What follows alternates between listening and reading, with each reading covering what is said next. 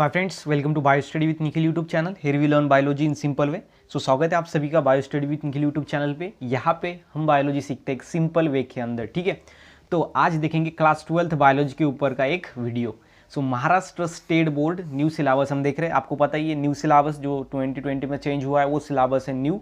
सो वो आज हम देखेंगे, जिसका क्लास 12 का पार्ट जो है वो हम चैप्टर नंबर 3 देखेंगे, ठीक है। तो इसके जो है वो क्लास 12th बायोलॉजी, ठीक है। बायोलॉजी की जो है हमने 15 चैप्टर्स ऑलरेडी अच्छी तरीके से अपलोड कर चुके हैं। हम पार्ट टू पार्ट अपलोड किया है with based hand written notes, with based explanation और लाइन टू लाइन लिया है, ठीक है। तो आप वो चैनल के प्लेलिस्ट में जाकर आप देख सकते हो उसको। सभी जो 15 चैप्टर है उसके पार्ट्स आपको मिल जाएंगे। और ये जो है हमारा वन वीडियो सीरीज, मतलब वन शूट, मतलब कि एक ही वीडियो के अंदर हम पूरा का पूरा एक चैप्टर कवर करने वाले हैं। और आज हम करेंगे चैप्टर नंबर 3। और इसके पहले हमने चैप्टर नंबर 1 और 2 जो है वो एक वीडियो के अंदर कंप्लीट कर दिए हैं। ये लगभग जो है मुझे लगता है कि एक घंटा 30 मिनट का हो गया था। और ये जो है सेकंड चैप्टर वो मुझे लगता है 2 घंटे 30 मिनट का हो गया है। और आज हम देखेंगे ये वाला थर्ड चैप्टर, एक ही वीडियो के अंदर लेंगे। मतलब कि आपको ज़्यादा वीडियो पार्ट्स डाउनलोड करने की ज़रूरत नहीं है। लेकिन ये जो चैप्टर नंबर 3 होगा आज हम देखेंगे, ये थोड़ा हम ऊपर से लेंगे। मतलब कि एक ओवरऑल आपको समझ में आएगा कि क्या चैप्टर के अंदर हमको है और कैसा है, सब किसके अंदर है, ठीक है। मतलब कि मैप की तरह आपको समझ में आ जाएगा ये। और अगर आपको प्रॉपर चाहिए बहुत ज़्यादा डीप, ठीक है, तो आप वो चैनल के प्लेलिस्ट में जाकर देख सकते हो। वहाँ पर आपको चैप्टर 3 के पार्ट्स आपको वहाँ पर मिल जाएंगे, ठीक है। तो आज देखेंगे हम इनहेरिटेंस एंड वेरिएशन, ये चैप्टर 1 शूट या फिर 1 शूट, मतलब कि एक ही शॉट, एक ही वीडियो के अंदर हम देखेंगे इसको पूरे कंप्लीट चैप्टर को। तो यहाँ पर अभी तक आपने हमारे चैनल को सब्सक्राइब नहीं किया तो प्लीज़ चैनल को सब्सक्राइब करो। एंड साथ ही साथ जो बेल आइकन है उसको भी हिट करो। बिकॉज ये बेल आइकन अगर आप हिट करोगे तो क्या होगा, आपको नोटिफिकेशन मिलेगा जब भी हम फ्यूचर में न्यू वीडियोज़ को अपलोड करेंगे क्लास 12th बायोलॉजी से रिलेटेड, ठीक है। तो देखो अभी ये chapter number 3 inheritance and variation, इसके 1 शूट वीडियो को स्टार्ट करते हैं। तो देखो इसके अंदर सबसे पहले हम देखेंगे इनहेरिटेंस एंड वेरिएशन। सो ये क्या है, हमारे चैप्टर का नेम ही है, चैप्टर नंबर 3 है हमारा, जिसका नाम है इनहेरिटेंस एंड वेरिएशन। तो सबसे पहले आपको मालूम होना चाहिए कि इनहेरिटेंस क्या होता है एंड आफ्टर दैट वेरिएशन क्या होता है। इनहेरिटेंस, सबसे पहले बात करते हैं इनहेरिटेंस की, ठीक है। इनहेरिटेंस मतलब क्या, ट्रांसमिशन ऑफ कैरेक्टर। इनहेरिटेंस मतलब क्या होता है, ट्रांसमिशन, ठीक है, transmission of character. Transmission of character, character क्या होते हैं, ट्रांसफर होते हैं, लेकिन किससे कहाँ तक, ठीक है। मतलब कि किससे कहाँ तक कैरेक्टर ट्रांसफर होते हैं, तो 1 जनरेशन से दूसरे जनरेशन तक जो है वो क्या होते हैं, कैरेक्टर ट्रांसमिशन होते हैं। Transmission of character takes place from 1 generation to another generation, उसको हम क्या बोलेंगे, इनहेरिटेंस बोलेंगे। इनहेरिटेंस मतलब क्या कि कैरेक्टर एक जनरेशन से दूसरे जनरेशन तक जाते हैं, उसको होता है हमारा इनहेरिटेंस, ठीक है, समझ में आ गया।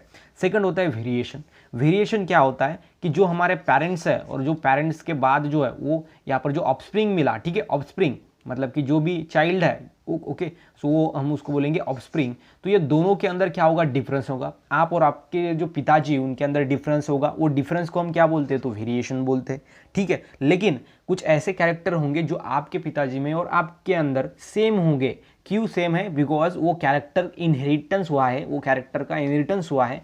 मतलब वो कैरेक्टर जो आपके पेरेंट्स की जनरेशन है उससे वो आपके जनरेशन में ट्रांसमिट हुए हैं, उसको हम बोलते हैं इनहेरिटेंस। और आपके पेरेंट्स के जो डिफरेंसेस है, मतलब कि दिखने में थोड़ा, उसके बाद जो आपके आईज, आपकी अरेंजमेंट बॉडी की वो डिफरेंट है, मतलब कि वो होता है वेरिएशन।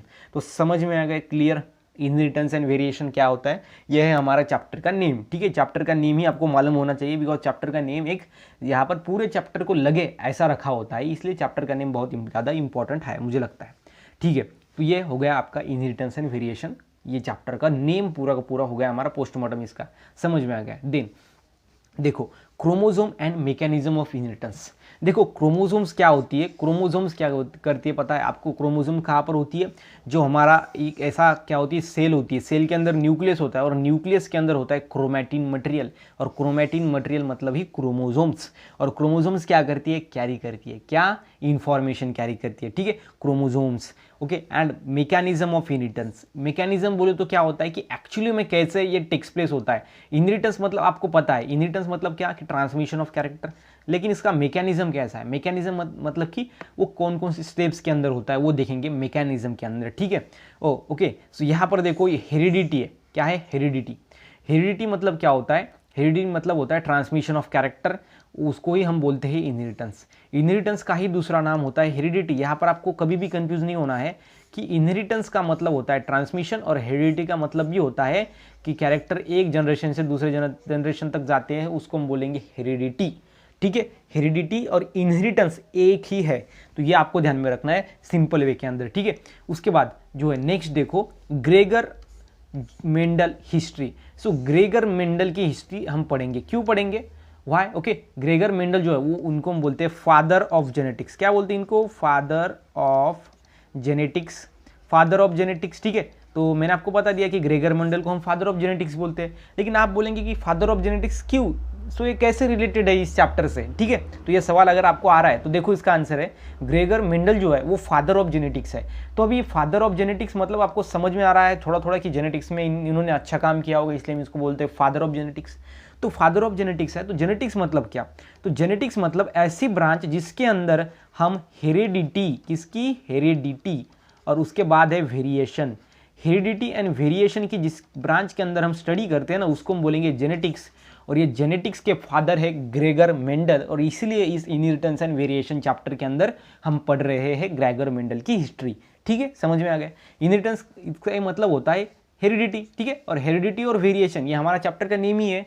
और हेरिडिटी एंड वेरिएशन की जो ब्रांच होती है उसको हम बोलेंगे जेनेटिक्स, जिसके अंदर हेरिडिटी एंड वेरिएशन की स्टडी की जाती है वो होता है जेनेटिक्स। और ये जो ग्रेगर मेंडल इनको फादर ऑफ जेनेटिक्स बोलते हैं। क्यों बोलते हैं, बिकॉज इनका जो वर्क है वो बहुत ज़्यादा इंपॉर्टेंट है ये जेनेटिक्स के अंदर। ठीक है, तो आपको समझ में आ गया कि यहाँ पर हमने ग्रेगर मेंडल की हिस्ट्री हमको क्यों पढ़नी है। ठीक है, तो समझ में आ गया ये। उसके बाद देखो अभी ग्रेगर मेंडल की हिस्ट्री अभी हम पढ़ते कि ग्रेगर मेंडल कौन था, कब इन्होंने क्या किया, कब इनका जो साल है वो कब ये बॉर्न हुए।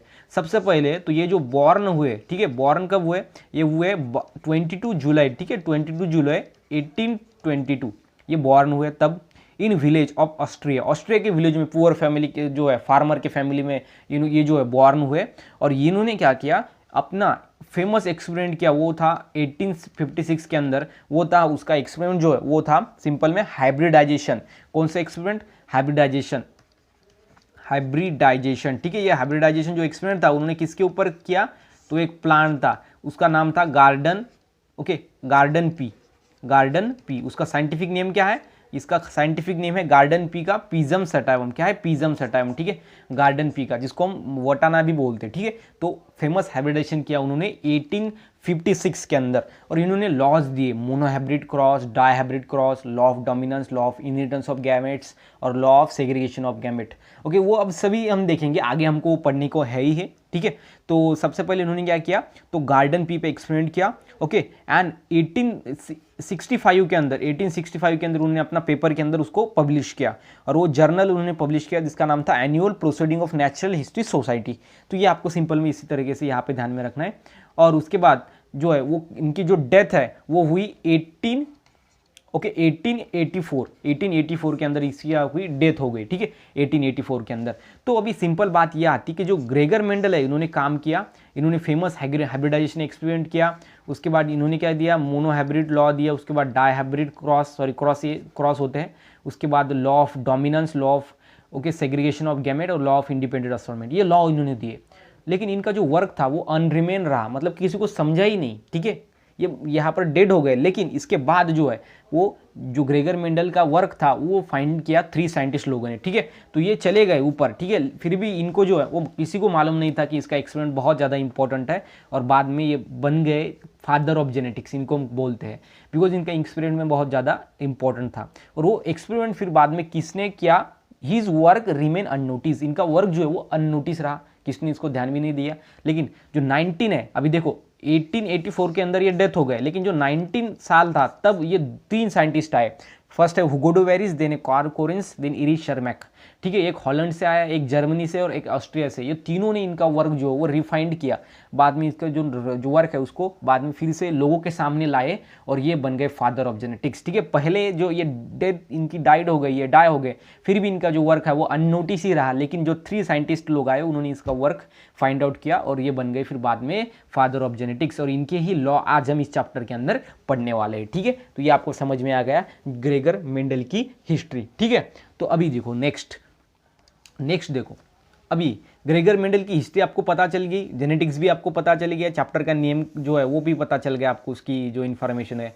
अभी बात ये आती है कि ये reason for Mendel success, Mendel success क्यों हुआ, आपको जो है पूछा जा सकता है कि रीज़न फॉर मेंडल सक्सेस दीजिए, ठीक है। तो देखो सबसे पहले इन्होंने क्या किया, लार्ज सैंपल को कलेक्ट किया, मतलब कि जो एक्सपेरिमेंट जो क्रॉसेस वो करते थे, ठीक है। देखो सबसे पहले जो क्रॉसेस वो करते थे, क्रॉस हो जाने के बाद क्या मिलता था उनको, देखो क्रॉस मिल जाने के जो बाद एक्सपेरिमेंट जो किया उसके बाद उनके पास एक कुछ ना कुछ रेशियो आता था, मतलब कि इस टाइप के प्लांट ऐसे इतने मिले हैं, उस टाइप के उतने मिले हैं। तो वो उनके जो सैंपल्स है उन्होंने लार्ज सैंपल को कलेक्ट किया and carefully recorded number of each type of plant. और कैसे एक मतलब कि जो ज़्यादा हाइट के प्लांट्स मिलते थे उनको उन्होंने अलग कैटेगरी के अंदर उसको डाला, जो स्मॉल हाइट के मिलते थे उसको अलग कैटेगरी के अंदर डाला। मतलब इन्होंने क्या किया, केयरफुली रिकॉर्ड किया कि वो बड़े हाइट वाले कितने प्लांट मिल रहे हैं हमको हाइब्रिडाइज, ये क्रॉस करने के बाद।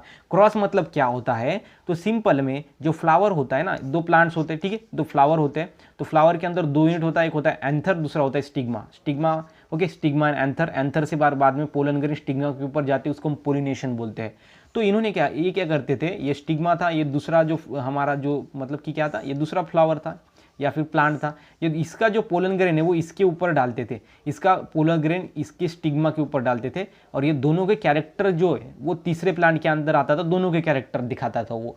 तो वो बाद में उसके बाद और इसके कैरेक्टर बाद में, तो इसका कैसे चेंजेस होता है वो बाद में हम पढ़ेंगे, लेकिन सिंपल में आपको थोड़ा जो है वो व्यू देने के लिए मैंने आपको ये बताया, ठीक है।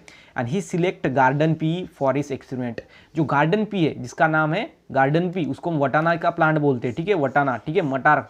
और वो जो है वो सिंपल में गार्डन पी प्लांट उन्होंने एक्सपेरिमेंट के लिए यूज़ किया, इसलिए वो सक्सेसफुल हुए। क्यों हुए, बिकॉज गार्डन पी प्लांट के अंदर क्या है, तो इंटरमीडिएट कैरेक्टर नहीं शो करता, इंटरमीडिएट कैरेक्टर शो नहीं करता। मतलब क्या, तो सिंपल में आपको ध्यान में रखना है, अगर रेड कलर है, ठीक है, और रेड और पिंक, रेड और उसके बाद जो है वो बाद में अगेन दूसरा कलर, या फिर इंटरमीडिएट बोलो तो क्या होता है कि एक हमने हाइट वाला प्लांट लिया, एक छोटा वाला प्लांट लिया, दोनों को कंबाइन किया तो हमको मीडियम हाइट वाला नहीं मिलेगा, एक तो बड़ा मिलेगा नहीं तो छोटा मिलेगा, दोनों को इंटरमीडिएट कैरेक्टर नहीं शो करेगा, ठीक है। ये आपको ध्यान में रखना है, ऐसा इंटरमीडिएट इसके अंदर नहीं होता था, और इसलिए आइडेंटिफाई कर सकते थे कि कैसा प्लांट कौन सा है, ठीक है। तो इंटरमीडिएट आया तो वो आइडेंटिफाई नहीं करेंगे, ईजिली कर नहीं सकते थे, ठीक है, हार्ड जाता उनको। इसलिए जो गार्डन पी प्लांट है ये इन्होंने एक्सपेरिमेंट के लिए यूज़ किया। उसके बाद जो है वो नेक्स्ट चीज़ ये थी कि गार्डन पी प्लांट के अंदर ये एनुअल प्लांट था। एनुअल प्लांट बोले तो इसके लाइफ साइकिल 3 मंथ की ही थी, मतलब कि 3 मंथ्स के अंदर ये पूरी अपनी लाइफ साइकिल को कंप्लीट कर लेता था, और इसीलिए जो रिजल्ट है वो बार बार मतलब जल्दी जल्दी आते थे, ठीक है। तो रिजल्ट आने में ज़्यादा देर नहीं लगता था, इसलिए 3 मंथ्स के अंदर ही उनका रिजल्ट आ जाता कि ये क्रॉस करने के बाद हमको कैसे टाइप्स के ऑफस्प्रिंग मिलेंगे, तो 3 मंथ्स के अंदर ही उनका रिजल्ट आता था। इसलिए उन्होंने गार्डन पी प्लांट के एक्सपेरिमेंट के लिए उन्हें यूज़ किया, और इसलिए वो सक्सेसफुल हुए, मतलब कि ये रीज़न है उनके सक्सेस के बिहाइंड में। Then introduce concept of dominant and recessive, और डोमिनेंट एंड रिसेसिव इसके कंसेप्ट उन्होंने इंट्रोड्यूस की। तो ये कुछ यहाँ पर दिए मैंने, ये शॉर्ट में लिखा था, इसको आपको एक्सप्लेन करना है डिटेल में, और ये है reason for Mendel success. Mendel के सक्सेस के पीछे ये रीज़न है, ठीक है।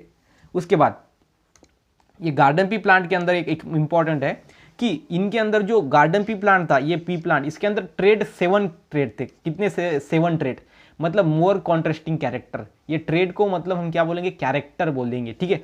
सबसे पहला कैरेक्टर क्या है, सीड शेप का, उसके बाद है seed colour, then pod shape, then pod colour. तो इजी है, seed shape seed colour, pod shape pod colour, then flower colour, flower location या फिर flower position, and plant height. Plant height ये सभी कितने हैं, देखो 3 and 3, 6 and 7, मतलब 7 कॉन्स्ट्रक्टिंग कैरेक्टर है किसके अंदर, गार्डन पी प्लांट के अंदर। सो आपको जो है वो पूछा जा सकता है कि गार्डन पी प्लांट के अंदर कितने कॉन्स्ट्रक्टिंग कैरेक्टर्स होते हैं, तो होते हैं 7। कितने होते हैं, 7 होते हैं। सबसे पहला होता है प्लांट हाइट का, तो इसके अंदर कौन कौन से, एक है डोमिनेंस, एक है रिसेसिव। डोमिनेंस है टॉल, रिसेसिव है डॉर्फ। उसके बाद फ्लावर पोजीशन में एक्सियल है डोमिनेंस, टर्मिनल है रिसेसिव, ठीक है। ये आपको ध्यान में रखना है, ये देखो आप, dominant and recessive. Dominant and recessive क्या होता है आगे हम देखेंगे, यहाँ पर आपको सिंपल में ये ध्यान में रखना है कि जो गार्डन पी प्लांट है, मतलब वटाना का प्लांट, जिसका साइंटिफिक नेम है पिजम सटाइवम, इसके अंदर जो 7 कैरेक्टर थे वो कौन कौन से थे, seed shape seed colour, pod shape pod colour, flower position flower colour, flower location मतलब पोजीशन, एंड प्लांट हाइट, ठीक है। तो ये आपको ध्यान में रखना है। ये प्लांट हाइट में था टॉल, उसके बाद था शॉर्ट मतलब डॉर्फ, कम हाइट वाला, बड़े हाइट वाला। ठीक है, ये ग्रीन कलर की सीड ये राउंड सीड वाला सीड का शेप, और ये थोड़ा ऐसा सुर्खिया पड़ा हुआ शेप, ठीक है, सीड का। उसके बाद येलो कलर का सीड, ये ग्रीन कलर का सीड। उसके बाद ये पॉड कलर है उसके, पॉड का कलर, ठीक है, पॉड का शेप है, पॉड का कलर है। तो इस तरीके से ये क्या है, तो आपको सीधा ये चार्ट जो है वो पार्ट ही होना चाहिए। आपको इसको रट्टा मार के पार्ट कर लेना है, बिकॉज ये बहुत ज़्यादा इंपॉर्टेंट है ये चार्ट, ठीक है। Round, wrinkle, yellow, green, inflated, constricted, green, yellow, purple, white, axial, terminal. Axial बोलो तो क्या होता है, बीच में, ये ऐसे एक्सियल, और टर्मिनल बोलो तो फ्लावर ऐसे टर्मिनल यहाँ पर सबसे एंडिंग में होता है, ये एक्सियल है। सो ये आपको ध्यान में रखना है, flower position, axial, terminal, then tall, short या फिर डॉर्फ, ये सभी 7 कॉन्स्टिट्यूटिंग कैरेक्टर्स, और उसका डोमिनेंट एंड उसका रिसेसिव, ये आपको ध्यान में रखना चाहिए, या फिर ये पार्ट ही होना चाहिए आपका, ठीक है। तो ये आपको अच्छी तरीके से ध्यान में रखना है। ये हो गया। अभी आगे देखो, आगे है कैरेक्टर, जो हमारा चैप्टर है ये, ठीक है, ये चैप्टर नंबर 3, इसको 3 पार्ट के अंदर डिवाइड किया गया है। सबसे पहला है जेनेटिक टर्मिनोलॉजी, उसके बाद है मेंडलिज्म, एंड उसके बाद है न्यू मेंडलिज्म।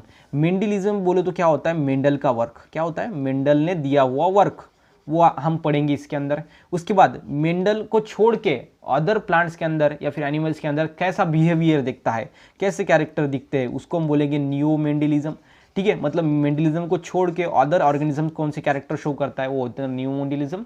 एंड मेंडल का वर्क, मेंडल ने दिया हुआ वर्क, वो होता है मेंडल वर्क, मतलब कि मेंडलिज्म, ठीक है। और सबसे पहले है जेनेटिक टर्मिनोलॉजी, मतलब चैप्टर 3 आपका 3 पार्ट्स के अंदर डिवाइड हुआ है। सबसे पहले है क्या है, सबसे पहले है जेनेटिक टर्मिनोलॉजी, उसके बाद है मेंडलिज्म, एंड उसके बाद है न्यू मेंडलिज्म, ठीक है। तो समझ में आ गया हमको कि 3 पार्ट के अंदर हमारा चैप्टर यहाँ पर डिवाइड हुआ है। मेंडलिज्म मतलब मेंडल ने किया हुआ वर्क। मेंडल कौन है, तो सबसे पहले हमने इंट्रोडक्शन दिया था, father of genetics Gregor Mendel जिनका नाम था, ठीक है। उसके बाद ये न्यू मेंडलिज्म मतलब मेंडलिज्म के काम को छोड़ के दूसरा वाला काम, दूसरे वाली कैरेक्टर जो कि एनिमल या फिर प्लांट शो करता है, ठीक है। उसके बाद ये जेनेटिक टर्मिनोलॉजी हम देखेंगे सबसे पहले क्या देखेंगे, जेनेटिक टर्मिनोलॉजी हम सबसे पहले देखेंगे। जेनेटिक टर्मिनोलॉजी में क्या है, तो टर्म्स है, क्या है, टर्म्स बोलो तो डेफिनेशन। इसके अंदर आपको डेफिनेशन जो वो पार्ट करने हैं, डेफिनेशन को आपको ध्यान देना है सबसे ज़्यादा। तो देखो कौन कौन से डेफिनेशन है जेनेटिक टर्मिनोलॉजी में। सो यहाँ पर आप देख सकते हो, इसके अंदर जो है ये 10 कैरेक्टर है या फिर डेफिनेशन बोलेंगे, एंड उसके बाद ये जो है वो सभी डेफिनेशन है, ठीक है। तो ये सभी हम पढ़ेंगे। सबसे पहला होता है कैरेक्टर क्या होता है, कैरेक्टर क्या है, तो सिंपल में हम उसको बोलेंगे कि वो टॉल है, क्या हाइट है, उसकी हाइट कैसी है, वो होगा उसका कैरेक्टर, ठीक है। तो कैरेक्टर सिंपल में है। ट्रेड क्या है, तो फीचर ऑफ एन ऑर्गेनिज्म, उसको हम बोलेंगे ट्रेट, कैरेक्टर, ये जो एक तरीके जो है वो टर्म है। उसके बाद होता है जीन, क्या होता है, जीन, ठीक है। तो आपको सिंपल में यहाँ पर ध्यान में रखना है कि कैरेक्टर क्या होता है, उसके बाद जो है वो ट्रेड क्या होता है, एंड जीन क्या होता है, ठीक है। तो अभी देखो सिंपल में, सबसे पहले देखो कैरेक्टर क्या होता है, feature of any organism, feature, ठीक है। तो फीचर में कैसा है, हाइट, ठीक है, ये चाहे GST, हाइट ऑफ स्टेम, ये क्या है, तो एक सिंपल में फीचर है, मतलब कि कैरेक्टर है, ठीक है। उसके बाद है ट्रेट क्या है, तो इनहेरिट कैरेक्टर, ऐसा कैरेक्टर जो जनरेशन से ट्रांसफर होता है, मतलब कि ऐसा कैरेक्टर है जो एक जनरेशन से दूसरे जनरेशन तक जाता है ना, वो होता है ट्रेट। उसके बाद होता है नेक्स्ट होता है जीन क्या है, तो ये सेगमेंट ऑफ DNA होता है, ठीक है, सेगमेंट ऑफ DNA। एंड ये क्या काम करता है, देखो सेगमेंट ऑफ DNA है, ठीक है, हमको पता चल गया सेगमेंट ऑफ DNA, एंड वो रिस्पॉन्सिबल होता है inheritance and expression of character. ये देखो ये है जीन क्या है, तो सेगमेंट ऑफ DNA का एक छोटा पार्ट, और वो क्या करता है, इनहेरिटेंस मतलब आपको पता है ट्रांसमिशन, और इनहेरिटेंस एंड एक्सप्रेशन मतलब दिखाता भी है, एक्सप्रेशन, ठीक है, एक्सप्रेशन ऑफ कैरेक्टर्स, मतलब कि कैरेक्टर्स को इनहेरिट करना एक जनरेशन से दूसरे जनरेशन तक, और उसको दिखाना, एक्सप्रेस करना, ये काम होता है जीन का। और जीन क्या है, तो सेगमेंट ऑफ DNA, ठीक है, ये आपको समझ में आ गया। उसके बाद होते हैं अलील्स और अलीलोमार्फ्स। अलील्स क्या होते हैं, अल्टरनेट फॉर्म्स ऑफ जीन, क्या होते हैं, अल्टरनेट फॉर्म ऑफ जीन, ठीक है, अल्टरनेट फॉर्म्स ऑफ जीन, ठीक है, अल्टरनेट फॉर्म्स ऑफ जीन, उसको बोलेंगे अलील्स, ठीक है। अभी समझ में आ गया, हमारा अलील्स तक जो है वो यहाँ पर हो गया है। अभी उसके बाद जो सेकंड आता है वो आता है सिंपल में डोमिनेंट क्या होता है, एंड रिसेसिव क्या होता है, ये दोनों आपको कंपेरेटिव समझने हैं। डोमिनेंट क्या है, ऐसा अलील्स जो homozygous as well as heterozygous state के अंदर दिखता है, वो होता है डोमिनेंट। जैसे कि आप ध्यान में रखो, टॉल का है TT, उसको हम टॉल को कैसे डिनोट करते हैं, कैपिटल T, और जो है डॉर्फ मतलब कि छोटा वाला, उसको हम स्मॉल टी बोलते हैं। और अगर ऐसा आया मतलब कि एक कैपिटल है और एक स्मॉल है, तो इसके अंदर क्या होगा? सो ये स्टेट को हम क्या बोलेंगे? Homozygous state. यहाँ पर देखो आपको होमोजाइगस भी है, मतलब कि similar allele, tall tall T T, वो होगा होमोजाइगस। उसके बाद है सेकंड, देखो ये है हेट्रोजाइगस। हेट्रोजाइगस मतलब डिसिमिलर, एक स्मॉल एक छोटा, ठीक है। ये देखो आप, एक बड़ा एक छोटा, और यहाँ पर जो है स्मॉल टी आएगा तो ये भी होमोजाइगस होगा, बिकॉज सिमिलर अलील से, ठीक है। तो यहाँ पर क्या है? सिमिलर अलील से, मतलब इसको हम क्या बोलते हैं? होमोजाइगस। तो ये इसका जो हाइट है वो कैसा दिखेगा? टॉल दिखेगा। कैसा दिखेगा हमको? टॉल। ये प्लांट टॉल दिखेगा। और यहाँ पे देखो, यहाँ पर हेट्रोजाइगस है, मतलब कि एक बड़ा कैपिटल टी है, एक छोटा है, मतलब ये हेट्रोजाइगस स्टेट है। और ये हेट्रोजाइगस स्टेट के अंदर भी टॉल दिखेगा। क्यों टॉल दिखेगा? बिकॉज ये कैपिटल टी जो है वो डोमिनेंट है, मतलब ये इसका जो एक्सप्रेशन है वो दिखाई नहीं देता। ये स्मॉल टी का इफेक्ट क्या है? छोटा दिखने का। ये देखो स्मॉल टी, इससे क्या प्लांट कैसे होता है? डॉर्फ होता है, ठीक है, डॉर्फ होता है। तो आप बोलेंगे यहाँ पर एक कैपिटल टी है और यहाँ पर एक स्मॉल टी है, मतलब डॉर्फ भी है टॉल भी है, लेकिन ये डॉर्फ का इफेक्ट दिखने नहीं देगा। ये कैपिटल टी ये उसको सप्रेस कर देगा। मतलब कि ये डोमिनेंट ऐसा कैरेक्टर है जो कि होमोजाइगस ये स्टेट के अंदर भी एक्सप्रेस हुआ एंड हेट्रोजाइगस स्टेट के अंदर भी एक्सप्रेस हुआ, वो होता है डोमिनेंट, ठीक है। एंड रिसेसिव क्या होता है? जो सिर्फ ये देखो, ये स्मॉल टी क्या है? रिसेसिव है। क्यों इसको रिसेसिव कहा? बिकॉज ये होमोजाइगस स्टेट के अंदर ही अपना इफेक्ट दिखाता है। ये होमोजाइगस स्टेट है स्मॉल टी, और इसके अंदर जो प्लांट रहेगा वो कैसा रहेगा? डॉर्फ रहेगा। मतलब कि ये होमोजाइगस स्टेट के अंदर ही अपनी जो इफेक्ट है उसको दिखाता है। इस इधर जो है वो हेट्रोजाइगस के अंदर वो अपना नहीं दिखाता इफेक्ट, बिकॉज ये कैपिटल टी उसका इफेक्ट नहीं दिखाई देता, वो खुद का इफेक्ट दिखाता है कैपिटल टी, ठीक है। ये आपको ध्यान में रखना है। और इसीलिए स्मॉल टी क्या है? तो रिसेसिव है। और डोमिनेंट क्या है? तो डोमिनेंट क्या है? तो वो homozygous as well as heterozygous state में एक्सप्रेस होता है, और रिसेसिव सिर्फ और सिर्फ होमोजाइगस स्टेट में ही एक्सप्रेस होता है, ठीक है। तो आपको समझ गया है कि होमोजाइगस, हेट्रोजाइगस, उसके बाद डोमिनेंट एंड रिसेसिव। उसके बाद है फिनोटाइप। क्या है? फिनोटाइप है, ठीक है। तो ध्यान में देखो यहाँ पर सबसे उसके बाद है फिनोटाइप। फिनोटाइप क्या? तो external appearance, external appearance, okay, external appearance मतलब ऊपर से प्लांट कैसे दिखता है वो होगा उसका एक्सटर्नल अपीयरेंस, मतलब फिनोटाइप।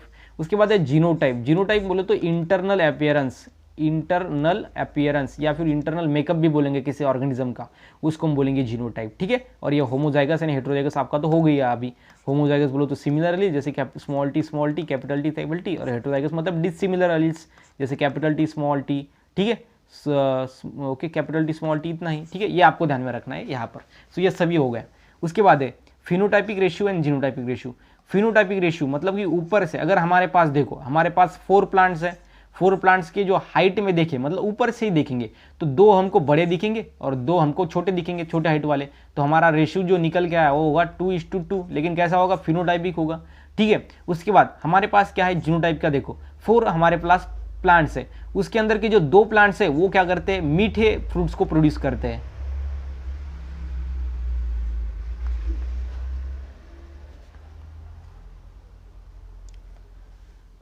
हमारे पास अभी क्या है? तो 4 प्लांट्स है, 4 प्लांट्स, उसमें के जो 2 प्लांट्स है वो मीठे फ्रूट्स को प्रोड्यूस करते हैं, और उसमें के 2 जो है वो यहाँ पर खट्टे जो फ्रूट्स होते हैं उनको प्रोड्यूस करता है। तो ये खट्टा एंड मीठा ये क्या है? तो इंटरनल है, इंटरनल अंदर की बात है। बाहर से हमको फ्रूट दिखेगा, लेकिन उसके बाद हम टेस्ट करेंगे तो हमें इंटरनल दिखाई देगा। मतलब कि जीनोटाइपिक रेशियो क्या है? तो जीनोटाइपिक मतलब आपको पता है कि इंटरनल अपीयरेंस, उसका रेशियो मतलब इंटरनल। सो यहाँ पर देखो आप, 2 जो प्लांट है हमारे पास वो कैसे मीठे है और 2 हमारे पास खट्टे हैं, मतलब कि ये इसका जो जीनोटाइपिक रेशियो निकल के आएगा वो रहेगा 2:1। या फिर हमारे पास 3 जो है वो मीठे प्लांट है और ये खट्टा प्लांट है, मतलब कि हमारा जो जीनोटाइपिक रेशियो वो 3:1 है। जीनोटाइपिक रेशियो जो है वो अंदर के कैरेक्टर से होता है और फिनोटाइपिक ऊपर से होता है। जैसे कि हमने फिनोटाइपिक कैसा देखा? टॉल देखा, मतलब बड़े हाइट वाले प्लांट्स को देखा, ठीक है। तो ये आपको ध्यान में रखना है, phenotypic ratio and genotypic ratio, ठीक है। उसके बाद नेक्स्ट देखो, एक है टेस्ट क्रॉस एंड उसके बाद है बैक क्रॉस। तो ये हमको आगे डिटेल में है, यहाँ पर आप छोड़ देते उसको। उसके बाद है होमोलॉगस क्रोमोसोम, ऐसी क्रोमोसोम जो मॉर्फोलॉजिकली, कैसी? मॉर्फोलॉजिकली सिमिलर होती है। मॉर्फोलॉजिकली मतलब एक्सटर्नली, ऊपर की body, and okay morphologically and genetically, मतलब कि उसका जो मेकअप होता है अंदर का वो भी सेम होता है। मतलब ऐसे 2 क्रोमोसोम जो मॉर्फोलॉजिकली एंड जेनेटिकली सिमिलर होते हैं उसको बोलेंगे होमोलॉगस क्रोमोसोम, और 2 सिमिलर नहीं है वो हो गए हेट्रोलॉगस क्रोमोसोम, ठीक है। तो ये होते हैं यहाँ पर होमोलॉगस क्रोमोसोम। उसके बाद होता है प्योर लाइन, मतलब कि जो 2 पेरेंट्स होते हैं वो कंबाइन होकर जो मिलता है हमको ऑफस्प्रिंग, उसको हम बोलेंगे प्योर लाइन। क्या बोलेंगे? Pure line. उसके बाद होता है F2 जनरेशन। F2 जनरेशन क्या होता है? तो जो F1 जनरेशन है, पेरेंट्स को प्रोड्यूस करके F1 मिलता है और F1 से बाद में हमको मिलता है F2 जनरेशन, इसको हम सेकंड फिलियल जनरेशन बोलते हैं, और F1 जनरेशन को हम क्या बोलते हैं, फर्स्ट फिलियल जनरेशन। ठीक है, तो ये आपको ध्यान में रखना है इसका। उसके बाद जो है आगे देखो नेक्स्ट वाला, नेक्स्ट में है मेंडलिज्म। तो अभी तक जो हमने देखा डेफिनेशन वो क्या था, टर्मिनोलॉजी, कौन सा था, जेनेटिक टर्मिनोलॉजी। ठीक है, जो हमारे चैप्टर का फर्स्ट वाला एक पार्ट था। ठीक है, उसके बाद जो सेकंड पार्ट है हमारा वो है मेंडलिज्म। क्या है मेंडलिज्म, मेंडलिज्म क्या है, तो मेंडल ने दिया हुआ वर्क, उसको हम क्या बोलेंगे, मेंडलिज्म बोलेंगे। ठीक है, तो समझ में आ गया मेंडलिज्म। तो मेंडलिज्म जो है, मेंडल ने क्या दिए, दो क्रॉसेस दिए सबसे पहले। सो दो क्रॉसेस कौन कौन से थे, एक था मोनोहाइब्रिड क्रॉस, उसके बाद जो सेकंड था वो था डायहाइब्रिड क्रॉस। ठीक है, अभी पता है मोनोहाइब्रिड एंड डायहाइब्रिड। मोनोहाइब्रिड के अंदर क्या था, मोनोहाइब्रिड मतलब क्या, the cross between two homozygous individuals. Homozygous मतलब कि सिमिलर एलील्स के इंडिविजुअल्स। ये देखो कैपिटल टी और ये डॉर्फ का होता है स्मॉल टी, मतलब ये capital T and small T, ये कैसे है, दोनों सिमिलर एलील्स है। सिमिलर एलील्स को हम क्या बोलते हैं, होमोजाइगस। सो दो होमोजाइगस जो एनिमल्स है उसके अंदर अगर क्रॉस करेंगे, cross between two homozygous individuals, इसके अंदर एक पेयर का डिफरेंस है, उसको हम बोलेंगे monohybrid cross. So cross between two homozygous individuals differing in one pair of constituting characters. एक पेयर का इसके अंदर डिफरेंस होता है। इसके अंदर कौन सा डिफरेंस है, ये हाइट का डिफरेंस है, एक बड़ा है एक छोटा है, टॉल हाइट वाला छोटे हाइट वाला, मतलब कि हाइट का एक यहाँ पर डिफरेंस है। इसलिए हमने इसकी डेफिनेशन हम बोलेंगे मोनोहाइब्रिड क्रॉस की, the cross between two homozygous individuals differing in one pair of constituting characters. Homozygous individuals क्यों कहा, बिकॉज कैपिटल टी है, स्मॉल टी मतलब होमोजाइगस इसके एलील्स है, और इसके अंदर जो क्रॉस होगा, ये डिफरेंस होगा between one pair of constituting characters, वो होंगे मोनोहाइब्रिड क्रॉस। और डायहाइब्रिड क्रॉस में क्या बताना है, यहाँ पर भी वैसे ही, the cross between two homozygous individuals, because यहाँ पर भी देखो कैपिटल आर कैपिटल वाई और स्मॉल आर स्मॉल वाई, मतलब यहाँ पर भी जो सिमिलर एलील्स है। सो यहाँ पर डेफिनेशन क्या बोलेंगे, the cross between two homozygous individuals differing in two pair of constituting characters. यहाँ पर दो पेयर का कॉन्स्टिट्यूटिंग कैरेक्टर्स है, यहाँ पर एक है, दो पेयर का। इधर कैसे दो पेयर का, सबसे पहले देखो ये राउंड एंड ये रिंकल एंड राउंड क्या है, तो शीड के शेप होते हैं, और उसके बाद येलो एंड ग्रीन क्या है, शीड के कलर होता है। मतलब कि यहाँ पर जो है वो सीड का शेप, ये एक कैरेक्टर डिफरेंस है, उसके बाद शीड का कलर, ये दूसरा कैरेक्टर डिफरेंस है, इसलिए ये आता है डायहाइब्रिड क्रॉस के अंदर।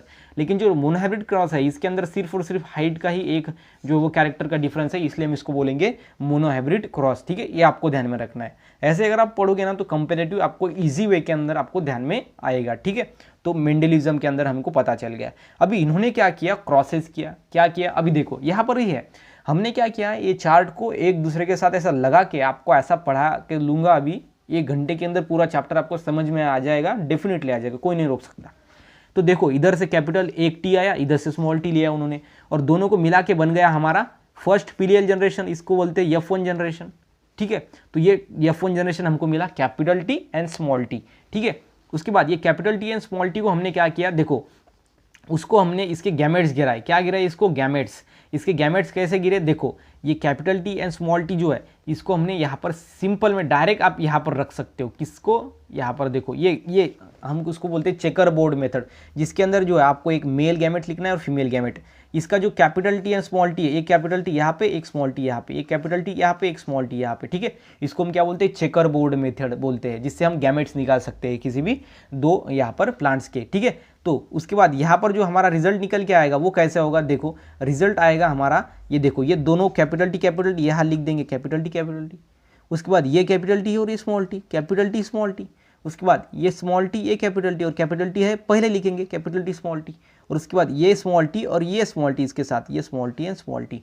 तो हमारे पास जो रेशियो निकल के आया वो कैसा होगा, देखो सबसे पहले ये जो है वो हमारे पास कैसा है, अभी इसका कलर चेंज कर देता हूँ ताकि और इंटरेस्टिंग लगे। एक जो है वो कैपिटल टी है, मतलब कि ये पूरा का पूरा क्या है, तो सिंपल में हाइट वाला प्लांट है, बड़ा। फर्स्ट में हम देखेंगे इसका फिनोटाइपिक रेशियो, मतलब ऊपर से दिखने वाला। ठीक है, एक बड़ा दिखा हमको ऊपर से। उसके बाद जो है वो ये दोनों देखो, ये कैपिटल टी ये स्मॉल टी है, और ये कैपिटल टी स्मॉल टी। अभी आपको पता है कि कैपिटल टी और स्मॉल टी के अंदर जो स्मॉल टी उसका इफेक्ट दिखता ही नहीं है, जो कैपिटल टी उसका ही इफेक्ट दिखता है। तो कैपिटल टी का इफेक्ट है हाइट वाला, तो यहाँ पर ये भी हाइट वाला दिखेगा, ये भी हाइट वाला दिखेगा, और ये भी हाइट वाला दिखेगा। मतलब हमारे पास हाइट वाले प्लांट कितने दिखेंगे, ऊपर से 3 दिखेंगे, और ये स्मॉल टी मतलब होता है कम हाइट वाला, मतलब डॉर्फ। तो हमारा जो ए होगा 1, मतलब कि हमारा जो फिनोटाइपिक रेशियो होगा वो निकल के आएगा 3:1, मतलब ऊपर से, ठीक है। लेकिन अगर अंदर से बात करें तो कैसे समझ में आएगा, देखो ये कैपिटल टी क्या है, तो प्योर टॉल है, मतलब कैपिटल टी प्योर है, इसके अंदर कुछ भी यहाँ पर भेसड़ नहीं है, ठीक है। मतलब कि ये हो गया हमारा 1 कैपिटल टी हो। उसके बाद ये देखो ये capital T and small T वाला, ठीक है, ये यहाँ पर देखो ये capital T and small T. तो ये जो देख रहे हो आप, इसका कलर चेंज कर देता हूँ, इसको हाँ, ये हो कैपिटल टी स्मॉल टी, उसके बाद ये है कैपिटल टी स्मॉल टी। ये हम इसको प्योर टॉल नहीं बोल सकते, अंदर से, हम अभी जीनोटाइपिक की बात कर रहे हैं अंदर से। तो ये हो गया हाइब्रिड टॉल। हाइब्रिड टॉल कितने हैं, 2 है। और ये जो है वो प्योर डॉर्फ, ये इसको हम बोलेंगे प्योर डॉर्फ। प्योर डॉर्फ कितना है, तो 1 है। तो 1:2:1 ये हो गया इसका जीनोटाइपिक रेशियो, बिकॉज अंदर के हमने देखा उसको अंदर से कैसा है, लेकिन ऊपर से तो हमको 3 पहले कैसे दिख रहे थे, टॉल दिख रहे थे, लेकिन अंदर पता चला है कि वो प्योर टॉल नहीं है, वो हाइब्रिड टॉल है, ठीक है। तो ये आपको ध्यान में रखना है। इसका फिनोटाइपिक रेशियो है 3:1 और जीनोटाइपिक रेशियो है 1:2:1, ठीक है। तो ये आपका क्लियर हो गया पूरा का पूरा mono hybrid cross in simple way, in short way and come समय के अंदर, ठीक है। उसके बाद देखो डायहाइब्रिड क्रॉस। डायहाइब्रिड क्रॉस के अंदर वैसा ही, यहाँ पर जो है, यहाँ पर आपको गैमेट्स निकालने, इस इधर कुछ बात नहीं है। यहाँ पर देखो एक ऐसा कैपिटल टी इसके साथ, मतलब कैपिटल टी मिल गया, ठीक है। उसके बाद ये कैपिटल टी ये स्मॉल टी के साथ, मतलब कैपिटल टी स्मॉल टी। उसके बाद ये स्मॉल टी ये कैपिटल टी के साथ, ऐसा भी आप निकाल सकते हो, या फिर ये चेकर बोर्ड मेथड जो है ये बहुत ज़्यादा ईजी है, ठीक है। यहाँ पर आप इजीली निकाल सकते हो। यहाँ पर जो है वो आपको कैसे निकालना होगा अभी मैं बताता हूँ। देखो ये कैपिटल टी ये स्मॉल टी, अगर ये क्रॉस किया ये कैपिटल टी स्मॉल टी के साथ, तो ये कैपिटल टी के साथ आया, तो ये हमको मिल गया 2 कैपिटल टी। उसके बाद ये कैपिटल टी के साथ, मतलब कैपिटल टी स्मॉल टी। उसके बाद ये स्मॉल टी ये कैपिटल टी के साथ, लेकिन कैपिटल टी पहले लिखेंगे ये ऐसा। और उसके बाद ये इधर, मतलब कैपिटल स्मॉल टी। अभी देखो ये सभी जो हमको चारों मिले ना, वो यहाँ पर ये जो है वो इसके सिमिलर ही है, लेकिन ये अलग मेथड है इसको करने का, और ये अलग मेथड है, लेकिन यहाँ पे बहुत अच्छा लगता है, ईजी निकलता है, ठीक है। यहाँ पर कन्फ्यूजिंग हुआ शायद, लेकिन यहाँ पर अच्छी तरीके से निकलता है, ठीक है। तो मुझे लगता है ये आपको समझ में आ गया है। उसके बाद जो नेक्स्ट देखो, अब देखेंगे डायहाइब्रिड क्रॉस। डायहाइब्रिड क्रॉस की डेफिनेशन क्या है, the cross between 2 homozygous individual differing in 2 pairs of contracting characters. तो इसका फिनोटाइपिक रेशियो देखो अभी क्या आता है, जीनोटाइपिक रेशियो भी देखेंगे। सबसे पहले कैपिटल आर मतलब होता है राउंड येलो सीड्स, एंड ये होते हैं wrinkle green seeds, small R small Y, ठीक है। तो इधर ये होमोजाइगस है, मतलब इधर से 2 आर से 1 आर आया, 1 वाई, 2 वाई से 1 वाई आएगा, बिकॉज वो सेम है इसलिए। और यहाँ पर भी, और ये दोनों को अगर मिलाएंगे तो हमारे पास आएगा ऐसे। इसको कैसे मिलाया, ये हमारे पास कैसे निकल के आया, तो देखो ये है कैपिटल आर, उसके बाद कैपिटल वाई, ये small R and small Y. तो ये कैपिटल आर ये स्मॉल आर से, मतलब कैपिटल आर स्मॉल आर मिल गया। और उसके बाद ये जो है, ये देखो कैपिटल आर स्मॉल आर मिल गया हमको। उसके बाद जो ए वाई जो है वो इस वाई के साथ, मतलब कि हमको मिल गया कैपिटल वाई स्मॉल वाई के साथ, ठीक है। तो आ गया हमारा, ये देखो आ गया कि नहीं आ गया, कैपिटल आर आ गया, स्मॉल आर आ गया, कैपिटल वाई आ गया और स्मॉल वाई आ गया, ठीक है। तो इस तरीके से ये क्या हमने उसको पास लिया, मतलब कि जो आर होते, ये आर बड़ा आर का छोटा आर जो है दोनों पास लाए, और बड़ा वाई एंड छोटा वाई दोनों पास लाए, तो हमको ये मिल गया। ये है हमारी फर्स्ट जनरेशन, मतलब इसको हम बोलेंगे F1 generation, first filial generation, जिसका वो हम बोलते हैं F1 जनरेशन, ठीक है। तो इसको हम फिर बाद में ये जो आया हमारे पास, इसको ये क्या है, तो फर्स्ट जनरेशन है। ये फर्स्ट जनरेशन को हम क्या करेंगे, क्रॉस करेंगे, ठीक है। फर्स्ट जनरेशन को हमने क्रॉस किया, तो फर्स्ट जनरेशन को अगर हम क्रॉस करेंगे तो क्या आएगा हमारे पास, देखो अभी देखो सबसे पहले हमने क्या किया, ये देखो capital R small R capital Y small Y, ये इसको हम क्या करेंगे, इसको क्रॉस करेंगे, ठीक है। तो अभी देखो इसको हम क्रॉस करेंगे तो हमारे पास क्या निकल के आएगा, हमारे पास ये गैमेट्स निकल के आएंगे, capital R small capital Y, then capital R small R capital Y and small Y. और ये दोनों तरफ भी जो गैमेट होंगे वो कैसे होंगे, सिमिलर होंगे, ठीक है। तो ये कैसे निकल के आया अभी देखेंगे। अभी इसको जो है वो हम बोलते हैं कि इसको ये कैसे आया, देखो अभी 1 मिनट इसको जो है मैं इरेज कर देता हूँ। अभी देखो हमारे पास क्या आया था, ये इसको हम लेंगे इधर, capital R capital Y and small Y, ठीक है। उसके बाद इन्होंने क्या किया, ये आर को ये वाई के साथ इन्होंने क्या किया, क्रॉस किया, मतलब ये आर एंड ये कैपिटल वाई। उसके बाद ये आर को इस वाई के साथ, मतलब ये capital Y then small capital R small Y.